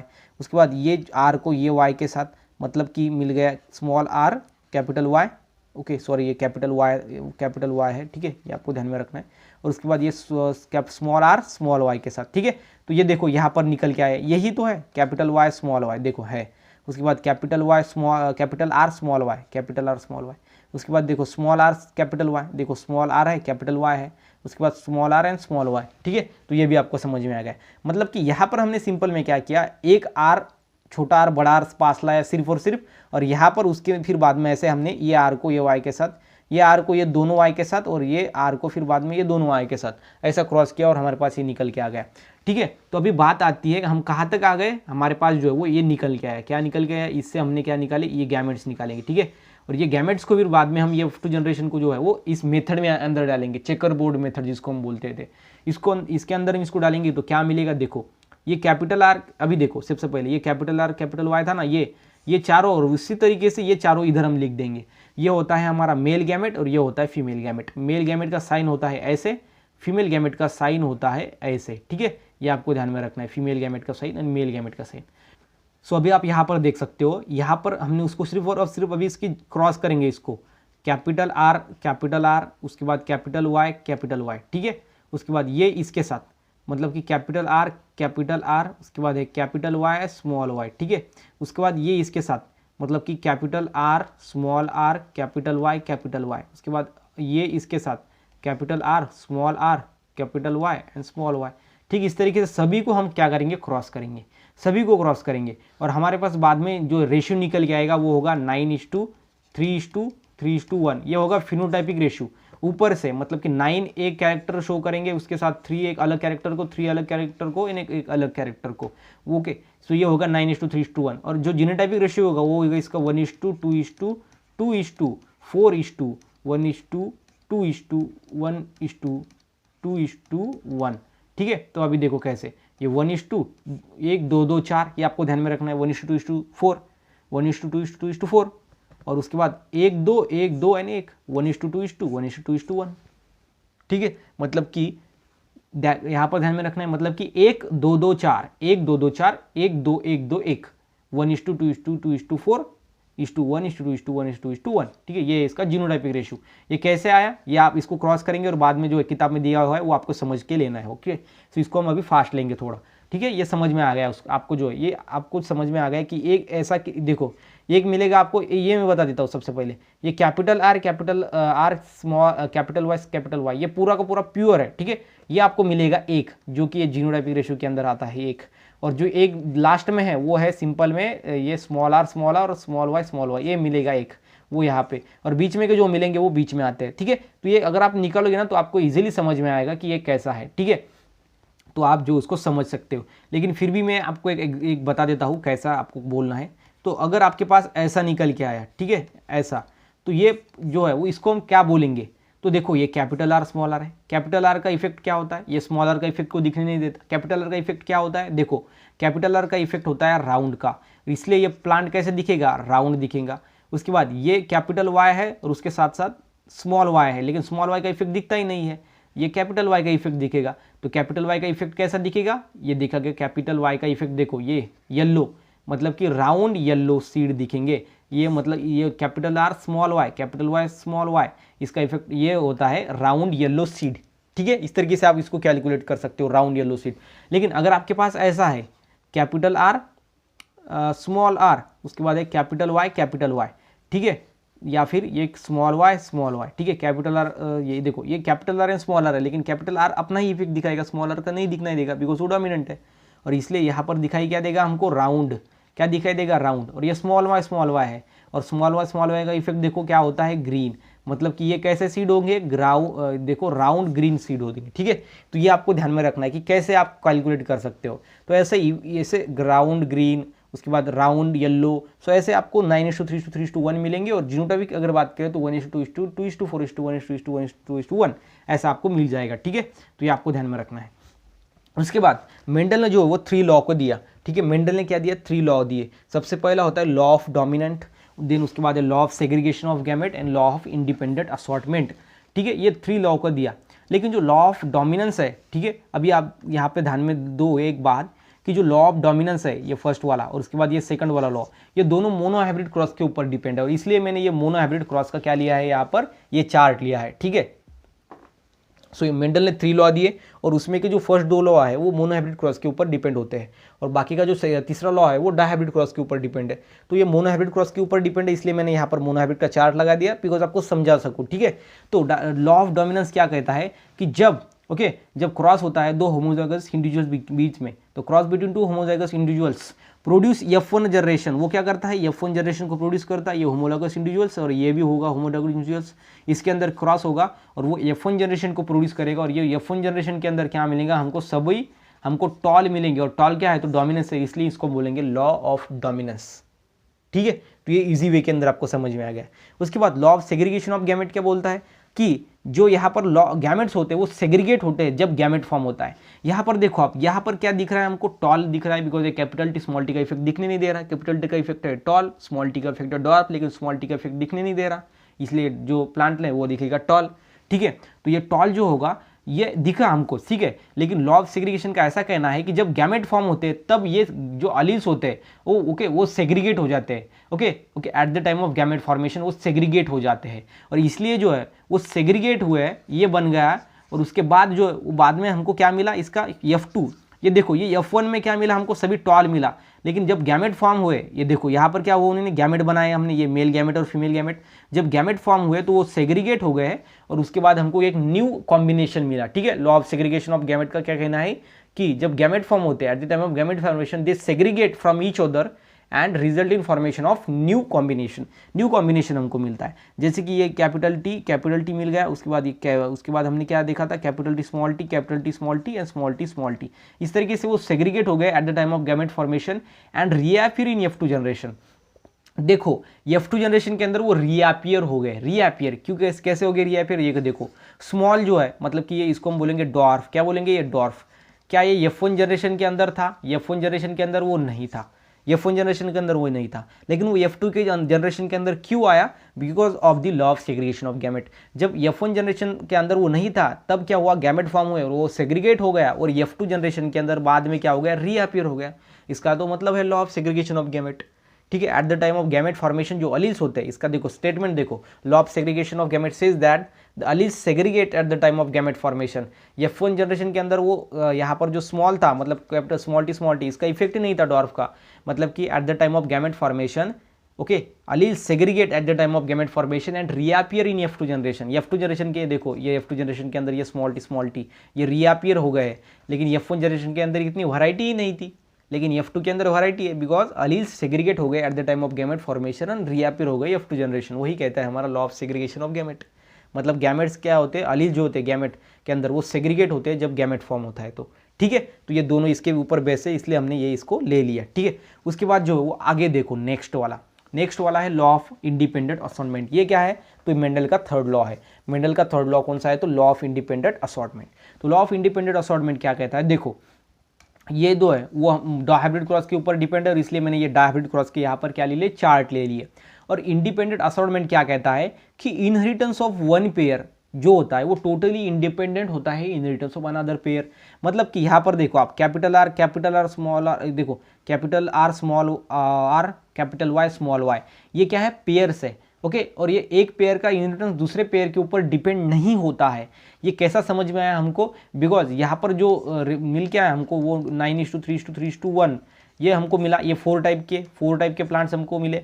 उसके बाद जो है वो मिला हमको 1:2:2 1:2:2, उसके बाद ये 2:4:2 और 1:2:1 ये क्या मिले हमको इतने जो है वो 9 टाइप के, ये 9 टाइप के मिले और ये 4 टाइप के, मतलब इतने टाइप के क्या मिले हमको प्लांट्स मिले। ऐसा क्यों मिला, बिकॉज जो इनहेरिटेंस है वन पेयर का इनहेरिटेंस दूसरे पेयर के साथ, ओके सेकंड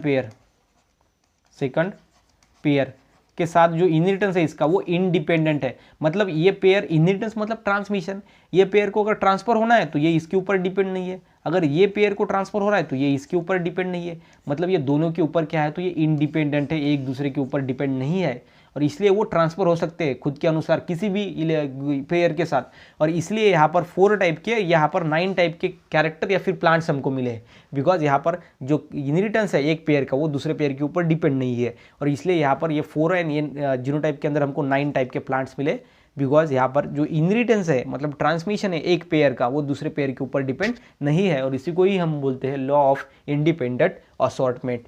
ठीक है, तो ये आपको ध्यान में रखना है सिंपल वे के अंदर। उसके बाद होता है बैक क्रॉस एंड सेकंड होता है टेस्ट क्रॉस। क्रॉस क्या होता है? क्रॉस बोले तो क्या होता है, देखो अभी समझ में आ गया आपको। Back cross and test cross के अंदर क्या डिफरेंस होता है, टेस्ट क्रॉस क्या होता है एंड बैक क्रॉस होता है। सबसे पहले देखेंगे back cross. Okay, back cross क्या है? द क्रॉस बिटवीन किसके अंदर? F1 किसके साथ? F1 का किसके साथ? पेरेंट्स के साथ। ओके, किसके साथ? पेरेंट्स के साथ। और पेरेंट्स कौन कौन से होते हैं? एक होता है डोमिनेंट, दूसरा होता है रिसेसिव। डोमिनेंट एंड रिसेसिव दोनों पेरेंट के साथ, मतलब कि देखो ये कैपिटल टी, ओके देखो अभी ये मैं आपको समझाता हूँ। ये कैपिटल टी ये कैसा है? ये है डोमिनेंट पेरेंट। उसके बाद ये स्मॉल टी ये दोनों है, एक है डोमिनेंट पेरेंट, एक है रिसेसिव पेरेंट। ये दोनों के साथ F1 का क्रॉस। ठीक है, तो देखो तो यहाँ पर आप देख सकते हो, अभी आपको समझ में आ गया। ये कैपिटल टी है, ये स्मॉल टी है। ठीक है, ये डोमिनेंट प्लांट है और ये रिसेसिव प्लांट है। ये दोनों क्या है? पेरेंट्स है। और इसका क्रॉस किसके साथ? यहाँ पर जो F1 मिला हमको, capital T and small T, ये क्या है? F1 है। सो इस F1 का ये दोनों पेरेंट के साथ, रिसेसिव पेरेंट के साथ एज वेल एज ये डोमिनेंट पेरेंट के साथ भी क्रॉस, उसको हम बोलेंगे बैक क्रॉस। ठीक है, तो समझ में आ गया आपको। जो F1 मिला है उसका रेसेसिव पेरेंट के साथ मतलब स्मॉल टी के साथ भी, और कैपिटल टी के साथ कैपिटल टी मतलब डोमिनेंट पेरेंट के साथ, दोनों के साथ क्रॉस वो हो गया back cross. The cross between the F1 generation with the any of its parents as recessive as well as dominant, उनको बोलेंगे बैक क्रॉस। लेकिन टेस्ट क्रॉस में ऐसा नहीं होता है। टेस्ट क्रॉस में सिर्फ और सिर्फ क्या होता है? तो रेसेसिव के साथ ही क्या होता है? तो क्रॉस होता है। तो cross between F1 generation with recessive parents only, वो होता है टेस्ट क्रॉस। ठीक है, ये देखो टेस्ट क्रॉस के अंदर हमने क्या किया, ये क्या है हमारा? स्मॉल आर है। और स्मॉल आर देखो, ये कैपिटल आर ये क्या है? हमारा डोमिनेंट पेरेंट है, और ये स्मॉल आर रिसेसिव पेरेंट है। और इससे हमको क्या मिला? कैपिटल आर स्मॉल आर, ये हमारा F1 है। अभी देखो, ये देखो कैपिटल आर हमको मिला, ये देखो ये हमको मिला कैपिटल आर स्मॉल आर। ठीक है, ये स्मॉल आर देखो, ये कैपिटल आर है, ये स्मॉल आर है, ये क्या है हमारा? F1 है। बिकॉज यहाँ पे मिला ना हमको F1, ये देखो यहाँ पर ही देखो, ये स्मॉल आर, ये कैपिटल आर, दोनों के इन्होंने क्या किया? क्रॉस किया। ये डोमिनेंट, ये डोमिनेंट हो गया, ये स्मॉल आर रिसेसिव है, ये कैपिटल आर डोमिनेंट है। और दोनों से बाद में एक ही टाइप के मिले हमको, वो मिला capital R and small R. तो capital R and small R देखो, ये हो गए हमारा F1। ये F1 का, ये देखो कैपिटल आर स्मॉल आर, ये F1 है, इसका क्रॉस किसके साथ? लेकिन स्मॉल आर के ही साथ। और स्मॉल आर क्या है? हमारा रेसेसिव पेरेंट है।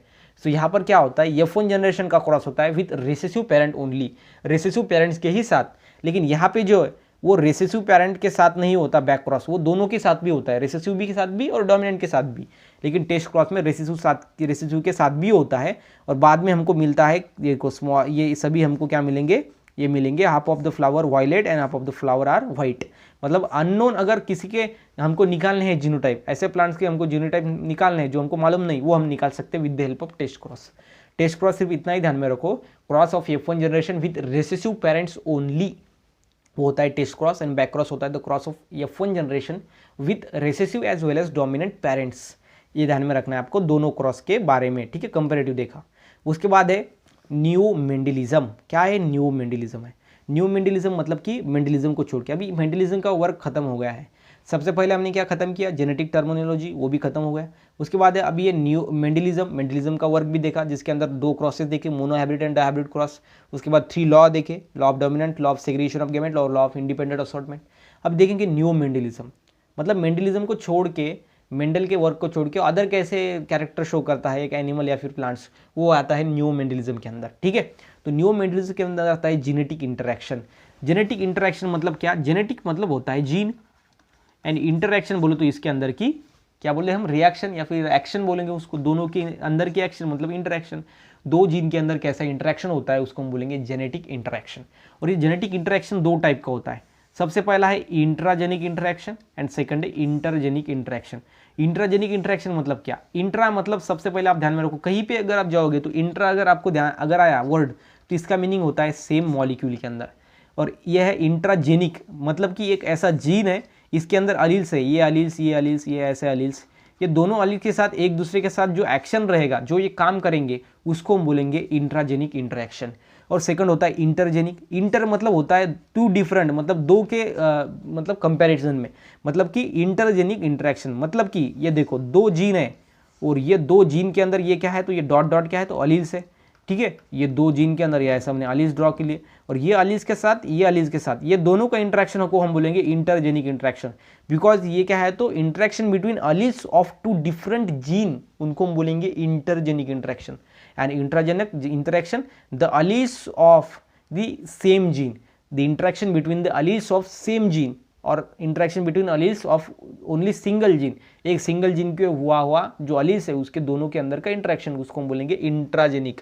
इंट्राजेनिक और intergenic, interaction between the two alleles of two different genes, दो डिफरेंट जीन्स के ऊपर के अलील्स के अंदर का इंटरेक्शन, उसको हम बोलेंगे इंटरजेनिक इंटरेक्शन, ठीक है। तो ये आपको यह ध्यान में रखना है, इंट्राजेनिक इंटरेक्शन और इंटरजेनिक इंटरेक्शन, ठीक है। उसके बाद ये इंटरजेनिक इंटरेक्शन जो है, इंट्रा, सबसे पहले इंट्रा, इसके अंदर आपको 3 एग्जांपल है। सो इंटरजेनिक इंटरेक्शन के अंदर सबसे पहला होता है इनकम्प्लीट, जो है इनकम्प्लीट डोमिनेंस। इनकम्प्लीट डोमिनेंस वो देखेंगे सबसे पहले, इनकम्प्लीट डोमिनेंस। उसके बाद जो देखेंगे वो देखेंगे को डोमिनेंस। क्या देखेंगे, को डोमिनेंस, ये जो है दो, और उसके बाद और आता है एक जो है मल्टीपल अलील्स, ठीक है। कौन सा आता है, मल्टीपल अलील्स, ठीक है, मल्टीपल अलील्स, ये तीनों आते हैं किसके अंदर, इंट्राजेनिक इंटरेक्शन के अंदर। उसके बाद जो इंटरजेनिक इंटरेक्शन है इसके अंदर आता है प्लियोट्रॉपी एंड देन होता है पॉलीजेनिक इंटरेक्शन, पॉलीजेनिक इंटरेक्शन, ठीक है। ये दोनों आते हैं किसके अंदर, इंटरजेनिक इंटरेक्शन के अंदर, ठीक है। तो ये तीनों आते हैं किसके अंदर, इंट्राजेनिक के अंदर, और ये दो आते हैं इंटरजेनिक के अंदर, ये दोनों हमको देखने। सो ये हम अगर ये 5 देखेंगे तो हमारे हो जाएगा न्यू मेंडलिज्म, मतलब कि मेंडल को छोड़ के जो अदर काम है, ठीक है, वो है न्यू मेंडलिज्म। सबसे पहले है हमारा कौन सा है, सबसे पहले हमने क्या बोला, सबसे पहले क्या नाम था उसका, इनकम्प्लीट डोमिनेंस। क्या था, इनकम्प्लीट डोमिनेंस, ठीक है, इनकम्प्लीट डोमिनेंस। उसके बाद सेकंड था हमारा को डोमिनेंस, ये को डोमिनेंस का नीचे वाला चार्ट है। उसके बाद ये है मल्टीपल अलील्स का चार्ट, मल्टीपल अलील्स का चार्ट, ठीक है, मल्टीपल अलील्स। तो देखो इनकम्प्लीट डोमिनेंस के अंदर क्या होता है, और मैं आपको पहले ही बताता था, अभी भी बता रहा हूँ कि 50% इंफॉर्मेशन उसके नेम में ही मिल जाती है, लेकिन उस टाइप की नज़र आपकी होनी चाहिए। सबसे पहला है इनकम्प्लीट। इनकम्प्लीट मतलब तो क्या होता है, अधूरा। और डोमिनेंस मतलब क्या होता है, आपको पता है डोमिनेंस, अगर कोई ट्री बड़ा हाइट वाला है तो वो डोमिनेंट होता है, छोटे हाइट वाला क्या होता है, रिसेसिव होता है। तो यहाँ पर जो डोमिनेंस होगा वो इनकम्प्लीट होगा, सीधा मतलब है। मतलब कि यहाँ पर देखो कैपिटल आर, इसका क्या होता है, रेड फ्लावर, लाल कलर के फ्लावर्स होते हैं, फूल होते हैं। ये स्मॉलर व्हाइट कलर के फूल होते हैं, समझ में आ गया। उसके बाद हमको मिल, ये दोनों को क्रॉस किया और हमको मिला कैपिटल आर स्मॉल आर, ये बन गए पिंक, ये क्या बन गए, पिग बन गए। मतलब कि ये यहाँ पर पूरा का पूरा डोमिनेंस मिला क्या, हमको नहीं मिला। क्यों नहीं मिला, बिकॉज इंटरमीडिएट मिल गया। पूरा का पूरा डोमिनेंस कैसे मिलना चाहिए था, कैपिटल आर मिलना चाहिए था। कैपिटल आर मतलब होता है कंप्लीट डोमिनेंस, ठीक है, मतलब कि कंप्लीट डोमिनेंस मतलब रेड फ्लावर।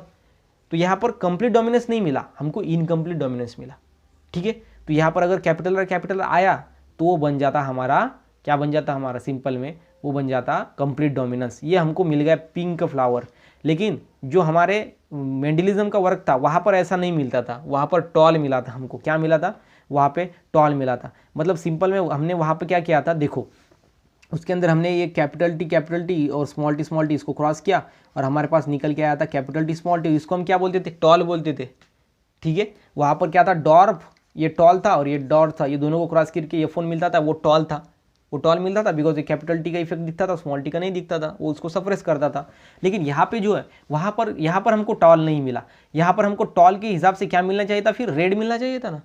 यहाँ पर क्या है, तो व्हाइट है, तो रेड मिलना चाहिए था बिकॉज ये डोमिनेंट है। लेकिन यहाँ पर रेड नहीं मिला, या अगर यहाँ पर हमको तीसरा ही मिल गया, वो है पिंक, और इसलिए हम इसको बोलते हैं इनकम्प्लीट डोमिनेंस, ठीक है। ये इनकम्प्लीट डोमिनेंस है। और इसका अगर रेशियो निकालेंगे तो आप देखो ये F1 मिला जो हमको, ये इसको हम क्या बोलेंगे, F1 हाइब्रिड्स क्यों बोलते हैं, बिकॉज दोनों पेरेंट्स के अंदर के कैरेक्टर इसके अंदर होती है, इसलिए इसको हम हाइब्रिड बोलते हैं। हाइब्रिड मतलब क्या, कि दोनों पेरेंट्स के कैरेक्टर को शो करने वाला होता है हाइब्रिड। और यहाँ पर ये दोनों को, मतलब कैपिटल आर स्मॉल आर को यहाँ पर रख दिया हमने, और हमारे पास निकल के आया एक रेड, 2 पिंक एंड एक व्हाइट, मतलब 1:2:1। ये देखो 1:2:1, ये है फिनोटाइपिक रेशियो।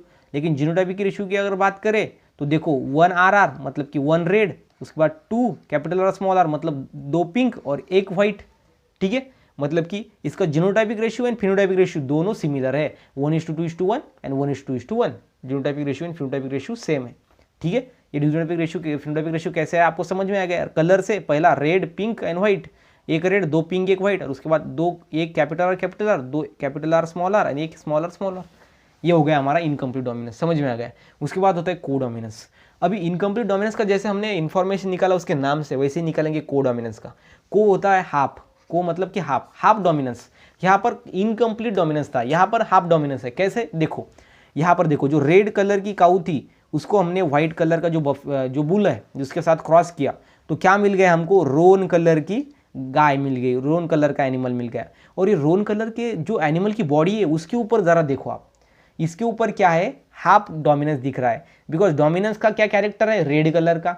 रिसेसिव का क्या कैरेक्टर है, देखो ये जो रेड कलर है वो क्या है, तो रिसेसिव है। सिंपल में रेड कलर रिसेसिव है यहाँ पे, और व्हाइट कलर डोमिनेंट है। बिकॉज ये देखो मेल का साइन, ठीक है, दिख रहा है आपको WW। तो ये जो डोमिनेंट है हमको ये मिला, ठीक है। तो देखो हमने क्या किया, सिंपल में ये डोमिनेंट हमको मिला, तो ये डोमिनेंट एंड रिसेसिव दोनों का क्रॉस हुआ। लेकिन जो हमारे पास रोन कलर की गाय निकल के, या फिर ये दोनों, ये देखो ये काऊ ऐसी मिलेगी और जो ऑक्स है वो ऐसा मिलेगा, बुल ऐसा मिलेगा, ठीक है। तो काऊ होगी तो ऐसे होगी, बुल होगा तो ऐसा होगा। लेकिन दोनों के अंदर देखो आप, इसके बॉडी के ऊपर क्या मिलता है हमको, रेड कलर के कैरेक्टर मिल रहे हैं। वो रेड कलर के कैरेक्टर क्या है, तो सिंपल में वो क्या है, तो डोमिनेंट है। लेकिन वो हाफ है, मतलब आधा रेड दिखेगा एनिमल, आधा हमको व्हाइट दिखेगा, इसलिए हम इसको बोलेंगे हाफ डोमिनेंस, मतलब को डोमिनेंस, ठीक है। यहाँ पर इनकम्प्लीट डोमिनेंस था, यहाँ पर इक्वल नहीं था, कैरेक्टर का डिस्ट्रीब्यूशन थोड़ी इक्वल था यहाँ पे। लेकिन यहाँ पे देखो रेड एंड व्हाइट, जितना रेड कलर होगा उस बॉडी के ऑर्गेनिज्म के अंदर, बॉडी के ऊपर, उतना ही वो व्हाइट कलर भी मिलेगा, मतलब कि हाफ डोमिनेंस, ठीक है। तो ये समझ में आ गया।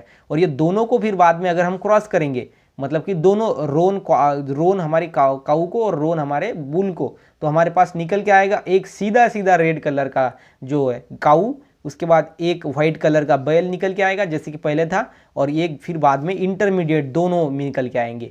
मतलब कि एक रेड मिलेगा, 2 रोन, मतलब दोनों के कैरेक्टर होने वाले रेड व्हाइट का दोनों कॉम्बिनेशन, और एक मिलेगा व्हाइट। मतलब कि इसका जो रेशियो है फिनोटाइपिक वो होगा 1:2:1, और जो जीनोटाइपिक रेशियो होगा वो भी होगा 1:2:1। बिकॉज 2 कैपिटल आर मिलेंगे, एक capital are W, small W, capital W मिलेगा 2, and capital W and capital W मिलेगा। मतलब इसका भी जो जीनोटाइपिक एंड फिनोटाइपिक रेशियो है वो सेम है, किसका, कोडोमिनेंस का भी, ठीक है। क्लियर हो गया। उसके बाद है मल्टीपल अलील्स, इसका भी इसके नाम से ही निकालो। मल्टीपल्स बोलो तो मोर देन 1, एंड अलील्स बहुत ज़्यादा अलील्स होते हैं। देखो अभी यहाँ पर एक एग्जाम्पल लेते हैं इसका, ड्रोसोफिला के जो विंग्स होते हैं, ये देखो ड्रोसोफिला के विंग्स है normal wings, nick wings, notched wings, strap wings and vestigial wings. ये क्या है, इसके फिनोटाइप्स है, मतलब ऊपर से दिखने वाले, हम उसको नाम दे दिया ऊपर से दिखने वाले को ही। और इसका जीनोटाइपिक देखो VJ+, VJ-NI मतलब VJ, और NI मतलब निक्ड रिंग्स, VJ-NO मतलब नॉच्ड रिंग्स, VJ-ST मतलब वेस्टिजियल स्ट्रैप विंग्स, और VJ मतलब होता है वेस्टिजियल विंग्स। मतलब ये जीनोटाइप्स क्या है, तो ये इसके अलील्स है। और ये अलील्स कितने हैं, मल्टीपल्स है, मोर देन, एक विंग्स एक ही है। मतलब कि ड्रोसोफिला जो है, ये ड्रोसोफिला, ये क्या है, इसके अंदर जो विंग्स है वो एक ही है, लेकिन उसके अलील्स अलग अलग है। मतलब कि अगर VJ+ अलील्स है वो, तो वो नॉर्मल विंग्स आ जाएंगे उसको। VJ अगर NI है जीनोटाइप, तो उसको निक्ड विंग्स आ जाएंगे, ठीक है। VJ-NO तो नॉच्ड विंग्स, VJ-ST तो स्ट्रैप विंग्स, एंड VJ सिर्फ और सिर्फ तो मिलेगा वेस्टिजियल विंग्स। मतलब कि ये क्या है, तो मल्टीपल अलील्स दिखाई दे रहे हैं, इसका मतलब है मल्टीपल अलील्स, ठीक है। सिंपल है, बहुत ही ज़्यादा ईजी है, ठीक है। तो ये हो गया हमारा इनकम्प्लीट डोमिनेंस, को dominance and multiple alleles. Simple way के अंदर हमने समझ के ले लिया इसको। जो इंटरेक्शन था उसके अंदर सबसे पहला था इंट्राजेनिक इंटरेक्शन, उसके हमने फर्स्ट में 3 देख ले, इनकम्प्लीट डोमिनेंस, को डोमिनेंस एंड मल्टीपल अलील्स। उसके बाद है इंटरजेनिक इंटरेक्शन, 2 जीन, उसके जीन के ऊपर 2 अलील्स, उसके 2 अलील्स के बीच में का इंटरेक्शन, मतलब इंटरजेनिक इंटरेक्शन, ठीक है। तो यहाँ पर सबसे पहला एग्जाम्पल जो है उसका वो है प्लियोट्रॉपी। यहाँ पर 2 एग्जाम्पल है उसके। सबसे पहला है प्लियोट्रॉपी। प्लियोट्रॉपी क्या है, तो प्लियोट्रॉपी क्या है, तो वेन क्या होगा, when single gene control 2 different trait, single जो जीन होगा, ठीक है, सिंगल जीन वो क्या करेगा, कंट्रोल 2 ट्रेट, ठीक है, 2 different trait, single gene, okay, single gene control, यहाँ पर लिखेंगे कंट्रोल, ठीक है, इसके एरो पे सिंगल जीन कंट्रोल करता है 2 डिफरेंट ट्रेट, वो होता है प्लियोट्रॉपी। एग्जाम्पल इसका सिकल सेल एनीमिया इसका बेस्ट एग्जाम्पल है, जिसके अंदर क्या होता है, सिकल सेल एनीमिया के अंदर जो RBC होती है, RBC, ठीक है, जो आरबीसी है उसका जो शेप है वो मून की तरह हो जाता है, जैसा मून होता है ना हमारा वैसा, उसको हम बोलेंगे सिकल सेल एनीमिया, जिसके अंदर आरबीसी जो है वो मून की तरह हो जाता है उसका शेप। और ये सिंगल जीन क्या करता है, इसके अंदर कंट्रोल करता है 2 ट्रेट को, ठीक है, 2 डिफरेंट ट्रेट को। देखो आप पेरेंट्स के अंदर देखो, फिनोटाइपिक देखो HBA। अभी देखो सबसे पहले आपको यहाँ पे ध्यान में रखना है, क्या रखना है आपको, ये देखो सबसे पहले sickle cell carrier, sickle cell carrier 2 अगर हमने कैरियर, अभी देखो HB क्या है, HB मतलब हीमोग्लोबिन मतलब आरबीसी से रिलेटेड, ठीक है, HB एंड HB ये आपको ध्यान में रखना है। अगर ये नॉर्मल है तो आ जाएगा AA मतलब कि नॉर्मल, ठीक है, सिकल सेल नॉर्मल है। और अगर इसको सिकल सेल ये बीमारी है तो उसका जो जीनोटाइपिक होगा वो कैसा आएगा सिकल सेल का, वो आएगा सिंपल में यस, ठीक है, मतलब कि दोनों के ऊपर यस आएगा, मतलब कि ये क्या है, इसको सिकल सेल बीमारी है। लेकिन ऊपर में जो आया था जीनोटाइप उसके अंदर नहीं है, मतलब HBA मतलब ये नॉर्मल पर्सन है उसका जीनोटाइप है, और जिसको सिकल सेल एनीमिया है वो इसका जीनोटाइप ये है। और जो कैरियर होता है ये दोनों के बीच में क्या होता है, मतलब कि HBA होता है और दूसरे ऊपर HBS होता है, मतलब दोनों भी ये होता है कैरियर। और कैरियर सिर्फ और सिर्फ फीमेल ही होती है, हर बार आपको ध्यान में रखना है, कैरियर कौन होती है, फीमेल होती है, ठीक है। तो अभी देखो आप सिंपल में ये दोनों को हमने क्या किया, ये कैरियर को हम क्रॉस कर रहे हैं, इसलिए ये आएगा इसका जीनोटाइप। अगर आपको समझ में आएगा यहाँ पर कैसे जीनोटाइप इसका आया, ये मतलब होता है नॉर्मल का जीनोटाइप होता है, यस मतलब होता है सिकल सेल एनीमिया डिसीज हो गया उसको, उसका जीनोटाइप। और ये होता है कैरियर का, ओके, इसमें एक ए होता है एक एस होता है। तो देखो ये आ गया सिंपल में HBA HBS, उसके बाद ये HBA HBS, इसको दोनों को अगर क्रॉस करेंगे तो क्या निकल के आया, सबसे पहले ये HBA ये HBS HBS, मतलब हमने सिंपल में हमने क्या किया, उसको दूर किया, सिंपल में दूर किया, ठीक है, बाकी कुछ नहीं किया, हमने उसको दूर किया। देखो ये HBA HBS ये दोनों को दूर किया, HBA HBS, और इनको हम क्या क्रॉस करेंगे, ये HBA इस HBA के साथ, उसके बाद ये HBA के साथ, उसके बाद ये किसके साथ, इसके साथ, और ये इसके साथ, ठीक है, समझ में आ गया। और हमारे पास ये निकल के आया। तो अभी HBA क्या होता है, मैंने क्या बोला था ऊपर, नॉर्मल, इसलिए एक मिल गया नॉर्मल। उसके बाद HBA HBS ये क्या होता है, कैरियर, है कि नहीं, 2 है ना, एक ए है एक यस है, ये दोनों मिल गए हमको कैरियर, ठीक है, इसलिए 2 हमको क्या मिल गए, कैरियर मिल गया, एक हमको नॉर्मल मिल गया।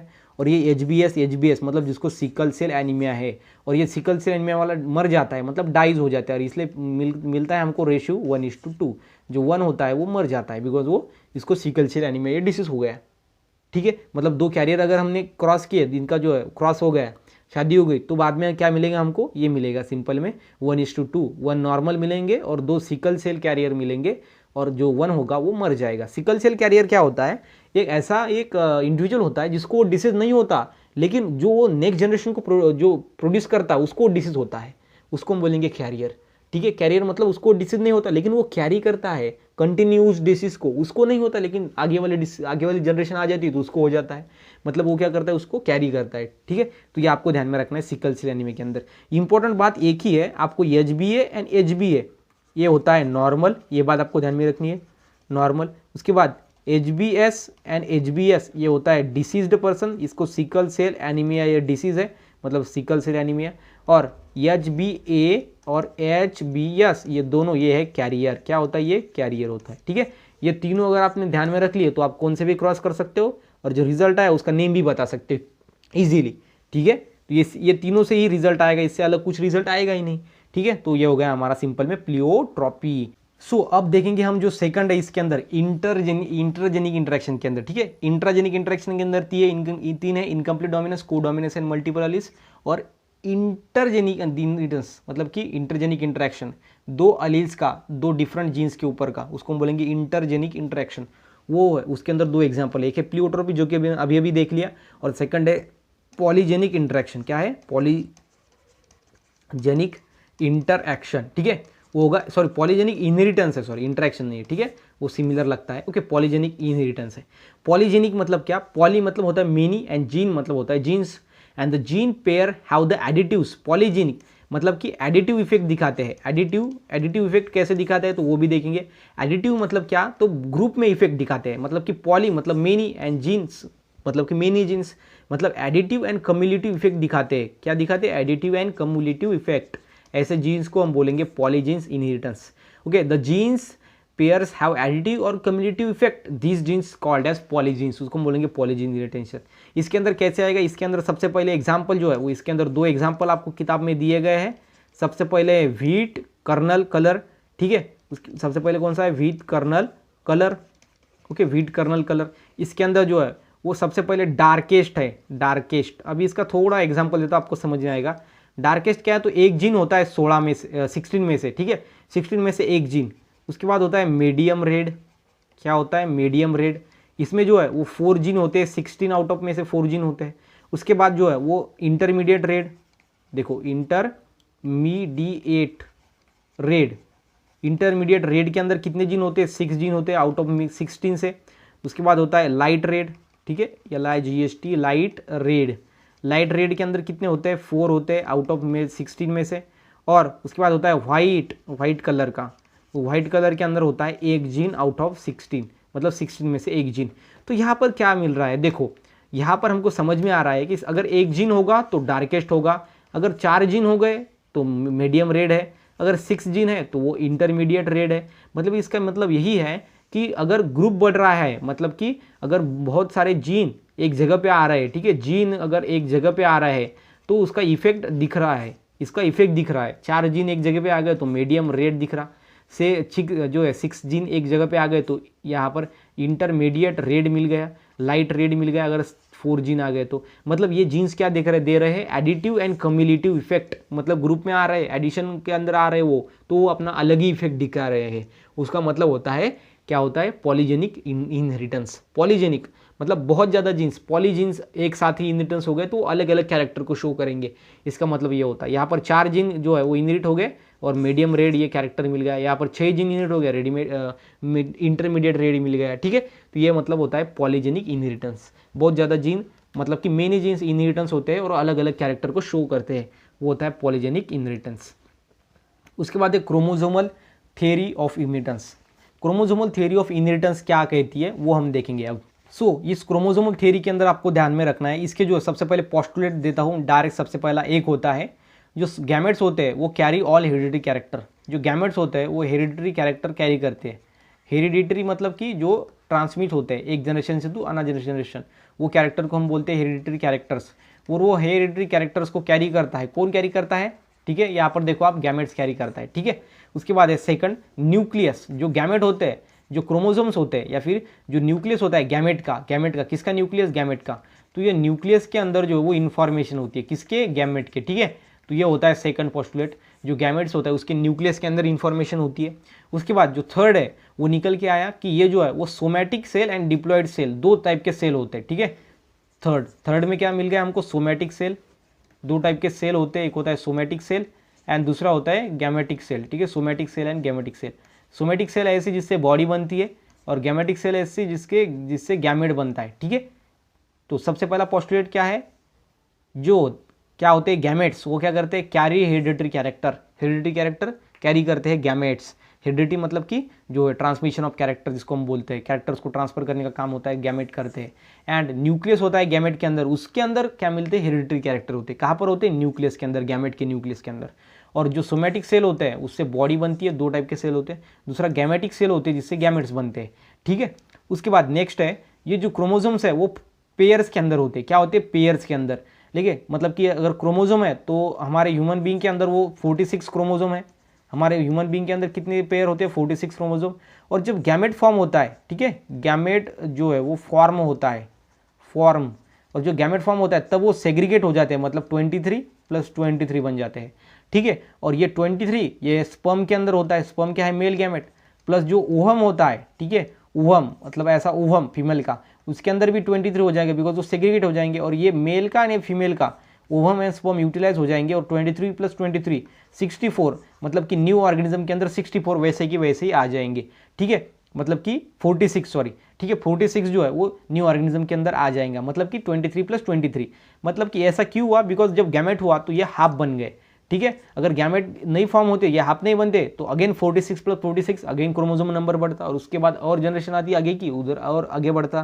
तो इस तरीके से वो आगे बढ़ता ही जाता है। इसलिए क्रोमोसोम नंबर जो है वो एक सरी का नहीं रहता, कांस्टेंट नहीं रहता। इसलिए जो गैमेट्स है वो फॉर्म होते हैं तब जो है वो हाफ बनते हैं, और ये हाफ बनने के कारण जो न्यू मिलता है वो 46 होता है। और ये 46 होता है जब वो अडल्ट होता है, फिर से वो गैमेट फॉर्म करता है, 23 का स्पर्म बनता है और उसके सेकंड फीमेल के साथ कांटेक्ट में आता है तो वो 23 और बाद में अगेन 46 का न्यू ऑर्गेनिज्म बन जाता है। मतलब जो कांस्टेंट रहता है क्रोमोसोम का नंबर। ठीक है, समझ में आ गई ये आपको? ये होता है सिंपल में हमारा क्रोमोसोमल थियरी ऑफ इनहेरिटेंस, ये बताता है हमको। एंड जो इनहेरिटेंस है वो डिस्कवर्ड किया सूटेन एंड बुवेरी ने। ये थियरी किसने दी? सूटेन एंड बुवेरी साइंटिस्ट ने दिया 1904 के अंदर। ठीक है, सूटेन एंड बुवेरी ये दो साइंटिस्ट थे। ठीक है, ये आपको ध्यान में रखना है, इसके बारे में थोड़ी इन्फॉर्मेशन, बस बाकी कुछ नहीं, ये हम थोड़ा शॉर्ट के अंदर ले रहे हैं। उसके बाद होता है प्लॉइडी। प्लॉइडी बोलो तो क्या होता है? Number of chromosomes. क्या होता है? Number of sets of chromosome, sets of chromosome. ठीक है, देखो आप यहाँ पे सिंपल में numbers of set of chromosome होता है प्लॉइडी। ठीक है, अभी आपको ध्यान में रखना है, प्लॉइडी मतलब होता है number of sets of chromosome. उसके अंदर होता है यूप्लॉइडी एंड देन होता है अनयूप्लॉइडी। ठीक है, अनयूप्लॉइडी एंड यूप्लॉइडी। यूप्लॉइडी के अंदर देखो सबसे पहले होता है मोनोप्लॉइडी, मतलब कि one set of chromosome, one set. Okay, उसके बाद डायप्लॉइडी। डायप्लॉइडी मतलब two set of chromosome, two set of chromosome है तो वो हो गया डायप्लॉइडी। यहाँ पर डाय मतलब होता है, मीनिंग क्या है डाय का? टू है। उसके बाद मोनो का मीनिंग क्या है? वन है, इसलिए यहाँ पर one set of chromosome, two set of chromosome. और इसको हम एन से डिनोट करते हैं, इसको 2n से डिनोट करते हैं। उसके बाद पॉलीप्लॉइडी के अंदर ट्रिप्लॉइड का मतलब कि 3n, टेट्राप्लॉइड मतलब 4n। ठीक है, ये आपको ध्यान में रखना है। पॉलीप्लॉइडी के अंदर, ये सभी पॉलीप्लॉइडी के अंदर आते हैं। पॉली मतलब मेनी, मतलब 3, 4, 5 etc। ठीक है, ये आपको ध्यान में रखना है यूप्लॉइडी के अंदर। देन होता है अनयूप्लॉइडी। अनयूप्लॉइडी के अंदर क्या होता है? नॉर्मल नहीं होता वैल्यू, मतलब कि इसके अंदर अगर देखो यहाँ पर जो है इसकी अगर देखो ये प्लॉइडी, यूप्लॉइडी के अंदर अगर मोनोप्लॉइडी मतलब कि अगर यहाँ पर सिंपल में आप ध्यान में रख सकते हो, ये 23 है तो ये 46 बन जाएगा डिप्लॉइडी और ट्रिप्लॉइड। उसके बाद और 23 इसमें डालो तो वो बन जाएगा सिंपल में जो है वो 69 बन जाएगा। ठीक है, तो इस तरीके से आप जो है वो आगे आगे उसको ले सकते हो यूप्लॉइडी के अंदर। लेकिन अनयूप्लॉइडी के अंदर कैसा होता है? सो ये अनयूप्लॉइडी के अंदर क्या होता है? इक्वल नहीं होता। क्या नहीं होता? Equal, not equal. क्या इक्वल नहीं होता? Chromosome number. तो देखो हाइपो मतलब होता है कम। क्या होता है? हाइपो मतलब कम, और हाइपर मतलब होता है ज़्यादा। कभी कभी किसको जो है गुस्सा आ जाता है और हम बोलते हैं कि आप ज़्यादा हाइपर मत हो। ठीक है, मतलब कि हाइपर मतलब होता है ज़्यादा होने वाला, और हाइपो मतलब होता है कम। ठीक है, तो इसके अंदर क्या होता है? जो नॉर्मल होता है ना उससे कम हो जाता है क्रोमोसोम नंबर, उसको हम बोलेंगे हाइपोप्लॉइडी। हाइपोप्लॉइडी के अंदर रहते हैं monosomy, nullisomy. Monosomy and nullisomy किसके अंदर आता है? हाइपोप्लॉइडी के अंदर। मतलब इससे क्रोमोसोम नंबर थोड़ा कम हो जाता है नॉर्मल से, इसलिए यहाँ पर 2n होता है। 2n मतलब होता है 46, और 46 से देखो एक निकल गया। ये ह्यूमन की बात कर रहे हैं हम, ह्यूमन के अंदर 2n मतलब 46 होता है, एंड एक अगर निकल गया तो मिल जाएगा 45। मतलब कि ये जो मोनोसोमी होगा इसके अंदर सिर्फ और सिर्फ 45 ही क्रोमोसोम रहेंगे, एक क्रोमोसोम कम रहेगा। जो नलीसोमी में रहता है दो क्रोमोसोम कम रहते हैं, मतलब 46 - 2 मतलब निकल गया है हमारा 44। जो नलीसोमी है इसके अंदर 44 ही क्रोमोसोम रहेंगे। तो ये आपको ध्यान में रखना है। हाइपो मतलब कम, कम क्रोमोसोम होते हैं। उसके बाद है हाइपरप्लॉइडी। हाइपरप्लॉइडी मतलब ज़्यादा। यहाँ पर देखो 2n + 1, 2n मतलब होता है 46। ह्यूमन जो है बॉडी के अंदर 46 होता है। 2n मतलब डिप्लॉइड, और एक डाल दो मतलब 47 क्रोमोसोम होंगे ट्राइसोमी के अंदर। और जो टेट्रासोमी है इसके अंदर कितने होंगे? 47। अगेन एक ऐड कर दो, मतलब 46 + 2 48 क्रोमोसोम्स होंगे टेट्रासोमी के अंदर। ठीक है, तो ये टेट्रासोमी क्या है? हाइपरप्लॉइडी, मतलब जो क्रोमोसोम नंबर है नॉर्मल का उससे ज़्यादा वाला हाइपरप्लॉइडी हम बोलेंगे उसको। एंड हाइपोप्लॉइडी मतलब कम वाला। ठीक है, तो ये आपको इसके में ध्यान में रखना है। Monosomy, nullisomy. क्या ध्यान में रखना है? मोनोसोमी या नल्लीसोमी। ये किसके अंदर आता है? हाइपोप्लॉइडी के अंदर, मतलब कि कम क्रोमोसोम नंबर रहता है नॉर्मल से, और ये नॉर्मल से ज़्यादा रहता है वो होता है हाइपरप्लॉइडी के अंदर। सो कितना ईजी है, सिंपल है, और कितना ईजी है। यूप्लॉइडी के अंदर सबसे पहले नॉर्मल होता है, मोनोप्लॉइडी, डायप्लॉइडी, डिप्लॉइडी, और उसके बाद है पॉलीप्लॉइडी। ठीक है, तो ये होता है सिंपल में प्लॉइडी मतलब क्रोमोसोम का सेट। ठीक है, तो ये समझ में आएगा। ये चार्ट के अंदर ही पूरा आपका डिटेल में हो चुका है, मुझे ऐसा लगता है, इसलिए चार्ट जो है वो बहुत ज़्यादा इंपॉर्टेंट होता है। उसके बाद है क्रोमोसोम का स्ट्रक्चर ऑफ क्रोमोसोम। देखो क्रोमोसोम के अंदर होता है ये टीलोमर। क्या होता है? ये टीलोमर। और ये टीलोमर क्या करता है? दूसरे क्रोमोसोम को चिपकने नहीं देता। ठीक है, क्रोमोसोम को वो चिपकता नहीं है दूसरे टीलोमर के इस्तेमाल से। उसके बाद होता है ये देखो क्रोमोमियर्स। उसके बाद है सेकेंडरी कंस्ट्रक्शंस।